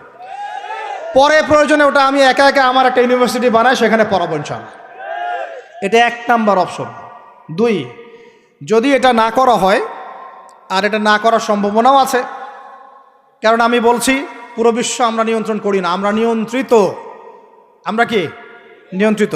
তারপরে 2য় অপশন হচ্ছে, যতগুলো শিক্ষা প্রতিষ্ঠান এখন আছে, স্কুল হোক আর মাদ্রাসা হোক, এগুলোতে আপনারা সিলেবাসের মধ্যে একটু সমন্বয় নিয়ে আসার চেষ্টা করেন। সিলেবাস একটা আছে, ঠিক আছে, বুঝলাম, একটু সমন্বয় আনার চেষ্টা করেন। সমন্বয় করে অ্যাটলিস্ট বাংলা ইংরেজির সাথে আরবিটাকে মিক্স করার চেষ্টা করেন। আমার ছেলে কোরআন শিখলে কোনো সমস্যা নাই, সে বিপদগামী হবে না, সে গোমরা হবে না, সে কখনো জঙ্গি সন্ত্রাসী হয়ে যাবে না ইনশাআল্লাহ, বরং সে এই দেশের একজন সম্পদ হবে ইনশাআল্লাহ, ইনশাআল্লাহ তাআলা। তো এত ভয় কিসের? কোরআনকে এত ভয় কেন করেন? নবীর সুন্নতকে এত ভয় করেন কেন? সমস্যাটা হচ্ছে কোরআন হাদিসের সঠিক ব্যাখ্যাটা না প্রচার করার কারণে কোনো কোনো ক্ষেত্রে মানুষ উগ্র হয়ে যাচ্ছে, এটা সত্য। কিন্তু আমরা সেই উগ্রতা ছড়াতে চাই না। আমরা কোনো বিচ্ছিন্ন জনগোষ্ঠী নই, আর আমাদের কোনো গোপন কোনো এজেন্ডাও নাই। আমাদের এজেন্ডা একদম স্পষ্ট পরিষ্কার। আমরা বাইতুল মুকাদ্দাস চাই, আমরা মুসলমানদের মধ্যে নৈতিকতা চাই, সুন্দর শিক্ষানীতি চাই, হালাল অর্থনীতি চাই, এবং হালালভাবে বেঁচে খেয়ে আল্লাহর ইবাদত করতে চাই, এতটুকুই। এর বেশি কিছুই আমরা চাই না। এর বেশি কিছু চান না। আল্লাহ পাক আমাদের সবাইকে তৌফিক দান করেন। তো এই 2 নাম্বার অপশনটাও এফেক্টিভ যদি আপনারা করতে পারেন। আর 3, 2 নাম্বারও যদি কাজ না হয়, তাহলে 3 নাম্বার একটা অপশন খোলা থাকে, যে নতুন করে কিছু প্রতিষ্ঠান গড়ে তোলেন এবং সেই প্রতিষ্ঠানগুলোতে আপনি আপনার মতো করে সুন্দর সিলেবাস মেনটেন করে আপনার বাচ্চাদেরকে পড়ানোর চেষ্টা করেন, যেখানে বাংলা ইংরেজি অঙ্ক এগুলোও থাকবে, জেনারেল শিক্ষাও থাকবে এবং ইসলামিক শিক্ষাও থাকবে। এছাড়া আমার মনে হয় না এই প্রজন্মকে বাঁচানোর চতুর্থ কোনো রাস্তা বাকি আছে। যদি থাকে আপনারা আমাকে জানায়েন ইনশাআল্লাহ। ভিতরে চোখ দিয়ে কি শিক্ষা বোঝাতে পেরেছি ভাই? আর 2টা জাস্ট বুঝাই ছেড়ে দেব, 2টা ধৈর্য ধরেন। ভিতরের চোখ দিয়ে এবার সংস্কৃতি বোঝেন। কি বুঝবেন? ভিতরের চোখ দিয়ে যদি দেখেন, দেখবেন আমাদের মুসলমানদের সংস্কৃতির মধ্যে এখন সব বিজাতীয় সংস্কৃতি ঢুকে গেছে। একটা বাড়িতে, একটা বিয়ে বাড়িতে যদি গানও বাজে, সেটাও বাজবে হিন্দি গান, সেটাও বাজবে ইংলিশ গান। মানে আপনি গানটাও যদি শুনেনও, একটা বাংলা গান শুনতে পারেন না। কারণ যে বাংলা ভাষার জন্য আপনি জীবন দিয়েছেন বলে দাবি করছেন, ওই চেতনাও আপনার মধ্যে আর বাকি নাই। ভাষার দিবস যখন আসে, আমরা তখন একটা শোডাউন করার চেষ্টা করি, শহীদ মিনারে ফুল দেওয়ার চেষ্টা করি। আর সারা বছর আমার বাসায় চলে হিন্দি গান, ইংরেজি গান, ইত্যাদি ইত্যাদি। হিন্দি সিনেমা, ইংরেজি সিনেমা। তো সংস্কৃতির কোন জায়গায় বাঙালিত্ব ধরে রাখতে পারলাম? পোশাক আশাক পরছি, কোন পোশাকটা বাঙালির সাথে মেলে? জুব্বা, দাড়ি টুপি, নাকি জিন্সের প্যান্ট আর গেঞ্জি? বলেন। শেরে বাংলা একে ফজলুল হকের দিকে তাকান, মৌলানা ভাসানের দিকে তাকান। সংস্কৃতি কি ছিল আমাদের? আমাদের বাপদাদাদের যুগটা চলে যান, ওই ফজরের আগে তারা ঘুম থেকে উঠতেন। আসসালাতু খায়রুম মিনান নাওম, কানে গেলে ঘুম থেকে উঠে যাইতেন, নামাজ পড়তেন। বাংলার ঘরে ঘরে কোরআন তেলাওয়াত শোনা যাইতো। এখন কি শোনা যায়? ফজরে পুরা ঘুম। প্রথম কাতারে আপনি যে কয়টা মানুষকে পাবেন, তার মধ্যে 90% দাড়ি পাকা। যুবকদেরকে আপনি পাবেন না। এরা ঘুমাচ্ছে রাত 3টায় 4টায়, এবং 3-4টা পর্যন্ত এরা ফেসবুক, ইউটিউব, টিকটক এবং মেয়েদের সাথে হারাম অ্যাফেয়ার্স। এই ছেলেরা কি আদতে বাঙালি? এরা কি বাঙালি? না আমরা মুসলমান হতে পেরেছি ঠিক মতো, না বাঙালি হতে পেরেছি ঠিক মতো। যখন ইংরেজ বিরোধী বিদ্রোহ চলছিল না, তখন বাঙালিরাও কবিতা লিখেছিল হিন্দিতে। আপনারা তো এগুলো হিস্ট্রি পড়েনও না। তখন তারা বলতেন, একটা স্লোগান দিতেন, সরফরোশে কি তামান্না আব হামারে দিল মে হ্যায়, দেখনা হ্যাঁ জোর কিতনা বাজু এ কাতিল মে হ্যাঁ। বুঝেন না এই কথা? আমাদের মনের মধ্যে এখন সরফরোশি কি তামান্না, স্বাধীনতার চেতনা আমাদের মনের মধ্যে এসেছে। দেখার বাকি আছে জালেমের বাহুতে কত শক্তি আছে। আপনারা এখন কাজী নজরুল ইসলামের কবিতা পড়েন না? এক ভাই কবিতা আবৃত্তি করেছিলেন এখানে, খুব সুন্দর হয়েছে, মাশাআল্লাহ মাশাআল্লাহ। এগুলোর চর্চা কোথায়? সংস্কৃতি নিয়ে যে আমরা এত বড়াই করি, বলেন বাঙালির সংস্কৃতির চর্চা কোথায়? কাজী নজরুল ইসলামের কবিতা আমরা আমাদের পাঠ্যপুস্তকে পড়েছি। ওমর রাদিয়াল্লাহু আনহুকে নিয়ে কবিতা ছিল, মনে আছে? মনে নেই, ভুলে গেছেন? আমরা পড়েছি, মনে নেই আপনাদের? আস্তাগফিরুল্লাহ। উমর ইবনুল খাত্তাব আমিরুল মুমিনিন, তোমার কি জানি, তোমার স্মৃতি আজানের ধ্বনি না, জানে না মুয়াজ্জিন। আমি ভুলে গেছি, অনেকদিন আগে পড়াগুলো, আমি চর্চা এখন করি না। তো মুয়াজ্জিন জানে না যে হে আমিরুল মুমিনিন, তোমার স্মৃতিতেই এই আজান দেয়া হচ্ছে, মানে আমিরুল মুমিনিনের যে স্বপ্ন, এখান থেকে কিন্তু আজানের ইয়াটা আসছে। আর যায়েদ ইবনে সাবিত রাদিয়াল্লাহু আনহুর স্বপ্ন থেকে তিনি হেঁটে যাচ্ছেন, একবার উটের পিঠে ভৃত্যকে বসালেন, আর ভৃত্যকে নামালেন, তিনি উঠলেন, উনি নামলেন, ভৃত্যকে উঠালেন, এভাবে পায়ে হেঁটে হেঁটে বাইতুল মুকাদ্দাস পর্যন্ত গেলেন। জানেন না আপনারা এগুলো ঘটনা? কোথায় এগুলো, কোথায় এখন বলেন? আছে পাঠ্যপুস্তকে? ঢাক, ঢোল, ডুগি, তবলা কি শুরু করেছেন আপনারা? আসলে আসলে বাঙালি সংস্কৃতি বলতে কি বুঝাচ্ছেন? আহমেদ সফার নাম শুনেছেন? তাকে ছাড়া আপনি বাঙালি সংস্কৃতি কোথায় পাবেন? এই বাঙালি সংস্কৃতির ভিতরে এই যে ওলামায়ে কেরামের অবদান, এটা আপনি কিভাবে অস্বীকার করছেন? আমরা এখন পড়ে আছি কয়েকটা বিষয় নিয়ে। দেখেন, গান বাজনা, ঢাকঢোল, ডুগি, তবলা এবং এমন কিছু সংস্কৃতির নামে কাজ যেগুলোর মধ্যে শিরক আছে অথবা বেদাত আছে অথবা কুফর। আপনি রাস্তায় হাঁটছেন বানরের মূর্তি নিয়ে, বানরের সাথে আপনার কি সম্পর্ক? বানরের সাথে বাঙালি সংস্কৃতির কি সম্পর্ক? আমরা কি বানর থেকে আসছি? তাহলে বানরের মূর্তি আমি হাটে নিয়ে হাঁটবো কেন? বানর থেকে আসছে কারা? ওই যে শনিবারে যারা মাছ ধরতে নিষেধ করা হয়েছিল, তারপরেও মাছ ধরেছে, আল্লাহ পাক বলছেন ওদেরকে বানর বানিয়ে দিয়েছে। জানেন না এটা? পড়েন, পড়াশোনা করেন। পড়াশোনা না করলে আমার সব কথা বুঝতে পারবেন না হয়তোবা। যদি বুঝতে না পারেন আরও একবার লেকচার শুনেন, রিপিটেড শুনেন, তারপরে আবার চেক করেন, ক্রস চেক করেন। একটা প্রজন্মকে আল্লাহ বানর বানিয়ে দিয়েছিলেন, কোরআনে দলিল আছে। আমরা কি সেই প্রজন্ম? তাহলে বানরের মূর্তি নিয়ে রাস্তায় হাঁটবো কেন? কেন আপনি পেঁচার সাথে আপনার কি সম্পর্ক? পেঁচা কি আমার ভাগ্যের প্রতীক? হাত থেকে যদি কিছু পড়ে যায়, আমাদের অনেকে বলে যে একটু বসে যান, অমঙ্গল হতে পারে।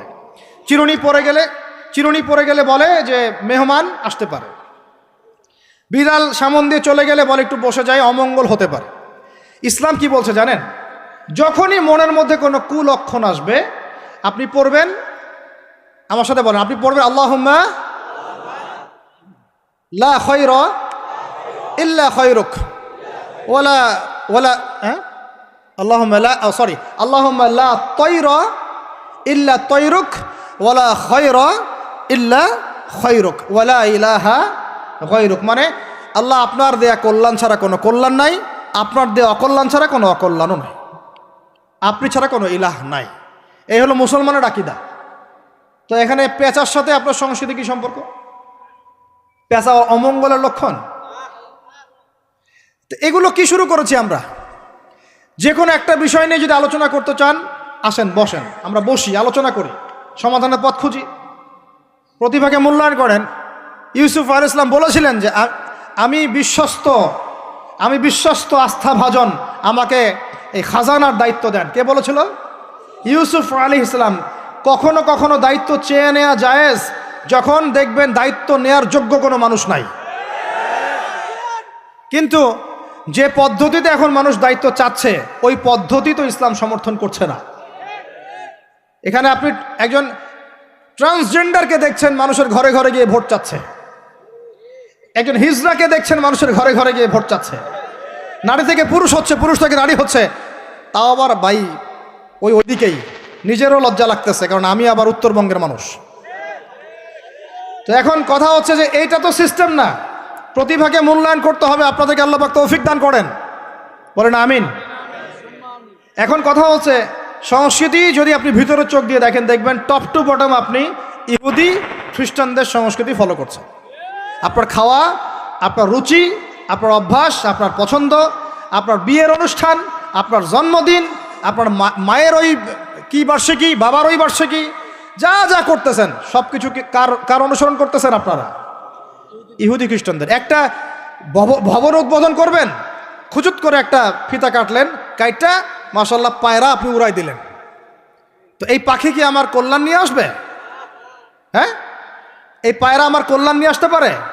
ওইখানে দাঁড়ায় 2 রাকাত নামাজ তো পড়তে পারতেন, পরে আল্লাহর কাছে দোয়া করতে পারতেন, আল্লাহ আমি এই কাজটা শুরু করলাম, আল্লাহ তুমি বরকত দান করো। এটা আমার সংস্কৃতি। একটা দোকান করেছেন, বাড়ি করেছেন, শুরুতেই আপনি ডিজে পার্টি দিলেন, ডিজে পার্টি, সুবহানাল্লাহ। সূরা বাকারার তেলাওয়াত তো দিলেন না। তাহলে পুরো বিশ্বের প্রত্যেকটা ডিপার্টমেন্ট, মূল জায়গাগুলো আমরা এখন নিয়ন্ত্রিত হচ্ছি, এবং ভিতরের চোখ দিয়ে যদি দেখি আমরা আমাদের শেকড় থেকে দূরে সরে গেছি। ভাই আল্লাহ পাক আমাদের সবাইকে বোঝার তৌফিক দান করেন। কথা বললে অনেক কথা বলতে পারতাম, আজকে আর বলতেছি না, শেষ করে দিই। আরেকটা পয়েন্ট বলবো, খালি লাস্ট পয়েন্ট, সেটা হচ্ছে ধর্মীয় অঙ্গনে। শেষ পয়েন্টটা কি ভাই? প্রথম পয়েন্টটা মনে আছে?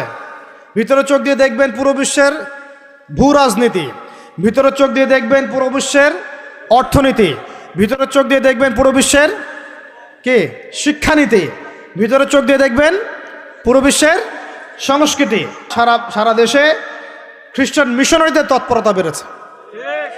এই জন্য আমাদেরকে তুলনামূলক ধর্মতত্ত্ব পড়তে হবে, ওদের সাথে আমাদেরকে বাহাস করতে হবে, এই ভাইদেরকে ফিরিয়ে আনতে হবে।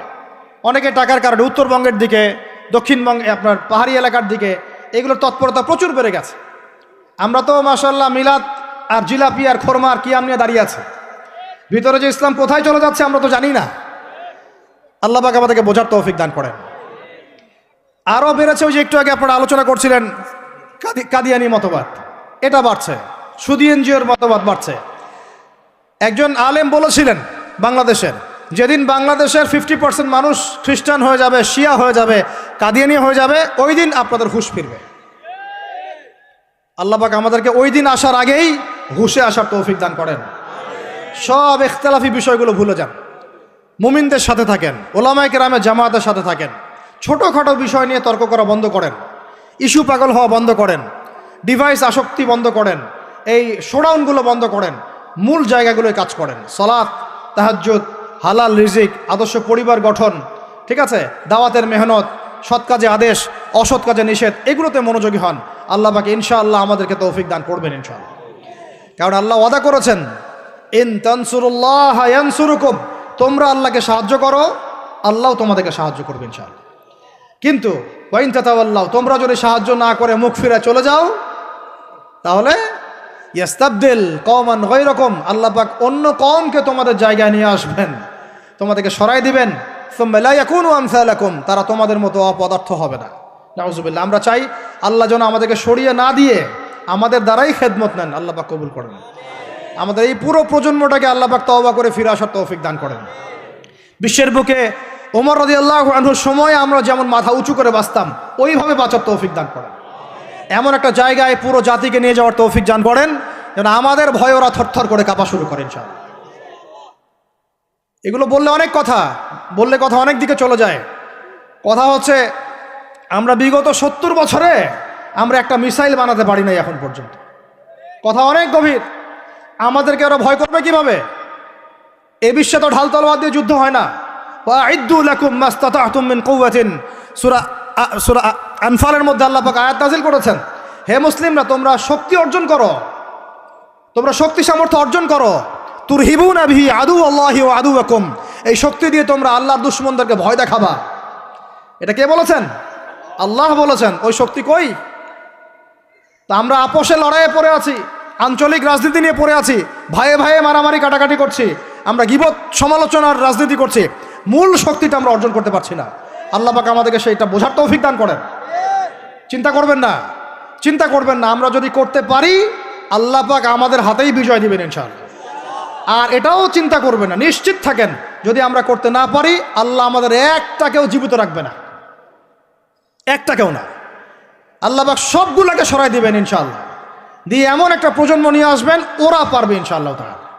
এটা ইয়াকিন রাখেন, আমরা যদি গাদ্দার হই, মুনাফিকি করি, আমানতের খেয়ানত করে ফেলি, ওই চেতনা আমরা যদি ধ্বংস করে ফেলি, আল্লাহ পাক আমাদেরকে রাখবেন না। আর হে ঢাকাবাসী শোনেন, আল্লাহ পাক না রাখার জন্য একটা 5 মাত্রার ভূমিকম্প যথেষ্ট। আল্লাহকে ভয় করেন। ঢাকায় জেনা বেড়ে গেছে, সমকামিতা বেড়ে গেছে, মাদক বেড়ে যাচ্ছে, ইয়াবাখোর বেড়ে যাচ্ছে, ছিনতাই বাড়তেছে, কত কি হচ্ছে আমাদের শহরে, আমাদের চোখের সামনে। অশ্লীলতার কারণে এই ভূমিকম্পের আযাব আসে, নোংরামির কারণে আসে, জেনার কারণে আসে, পরকীয়ার কারণে আসে, ব্যভিচারের কারণে আসে, ঘরে ঘরে ঢুকেছে এগুলো। আল্লাহ পাক আমাদের ঢাকাবাসীকে হেদায়েত দান করেন। আমি তো আপনাদের একজন, আমি কিন্তু আপনাদের একজন, আমি আপনাদের বাইরের কেউ না, কিন্তু এগুলো দেখে আমার মনটা কাঁদে, কষ্ট হয়।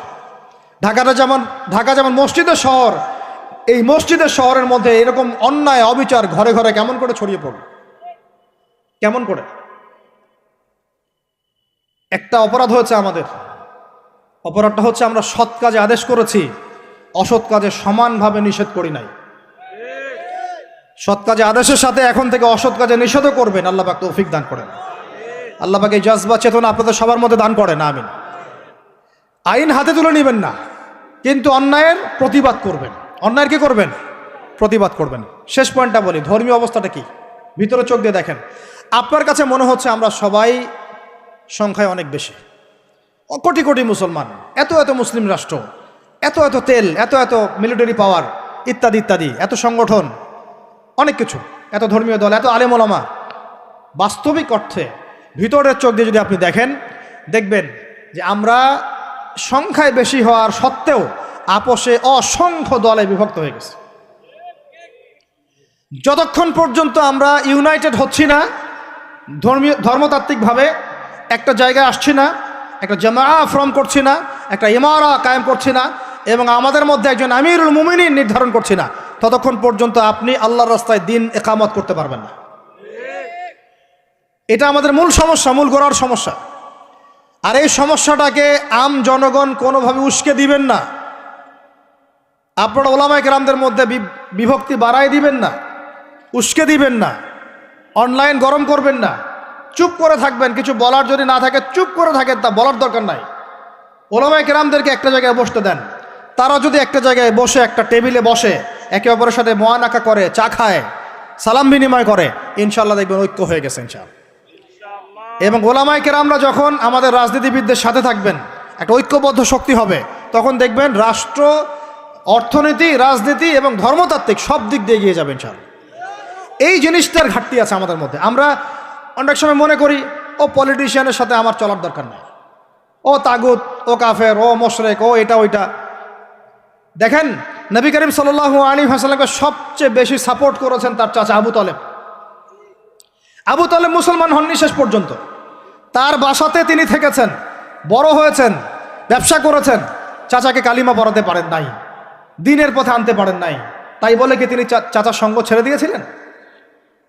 আমরা সবাই নিজেকে আলাদা বিভক্ত মনে করি। নসিহতের মধ্য দিয়ে, সদুপদেশের মধ্য দিয়ে, একটা ভ্রাতৃত্বের বন্ধনের মধ্য দিয়ে। সবাই তো আর খারাপ না রে ভাই, সবাই কি খারাপ?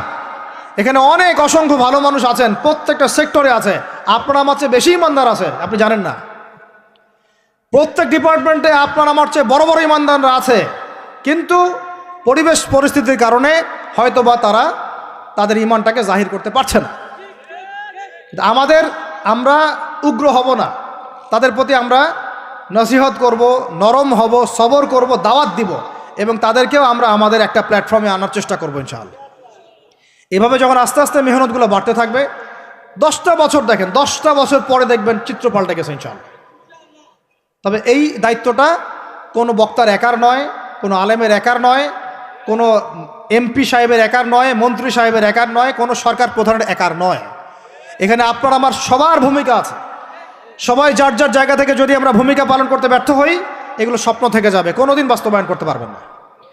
সবাই যার যার জায়গা থেকে কাজ যদি ঠিকমতো করি, ইনশাআল্লাহ দেখবেন আমরা ওই সোনার বাংলা ঠিকই গঠন করবো ইনশাআল্লাহ।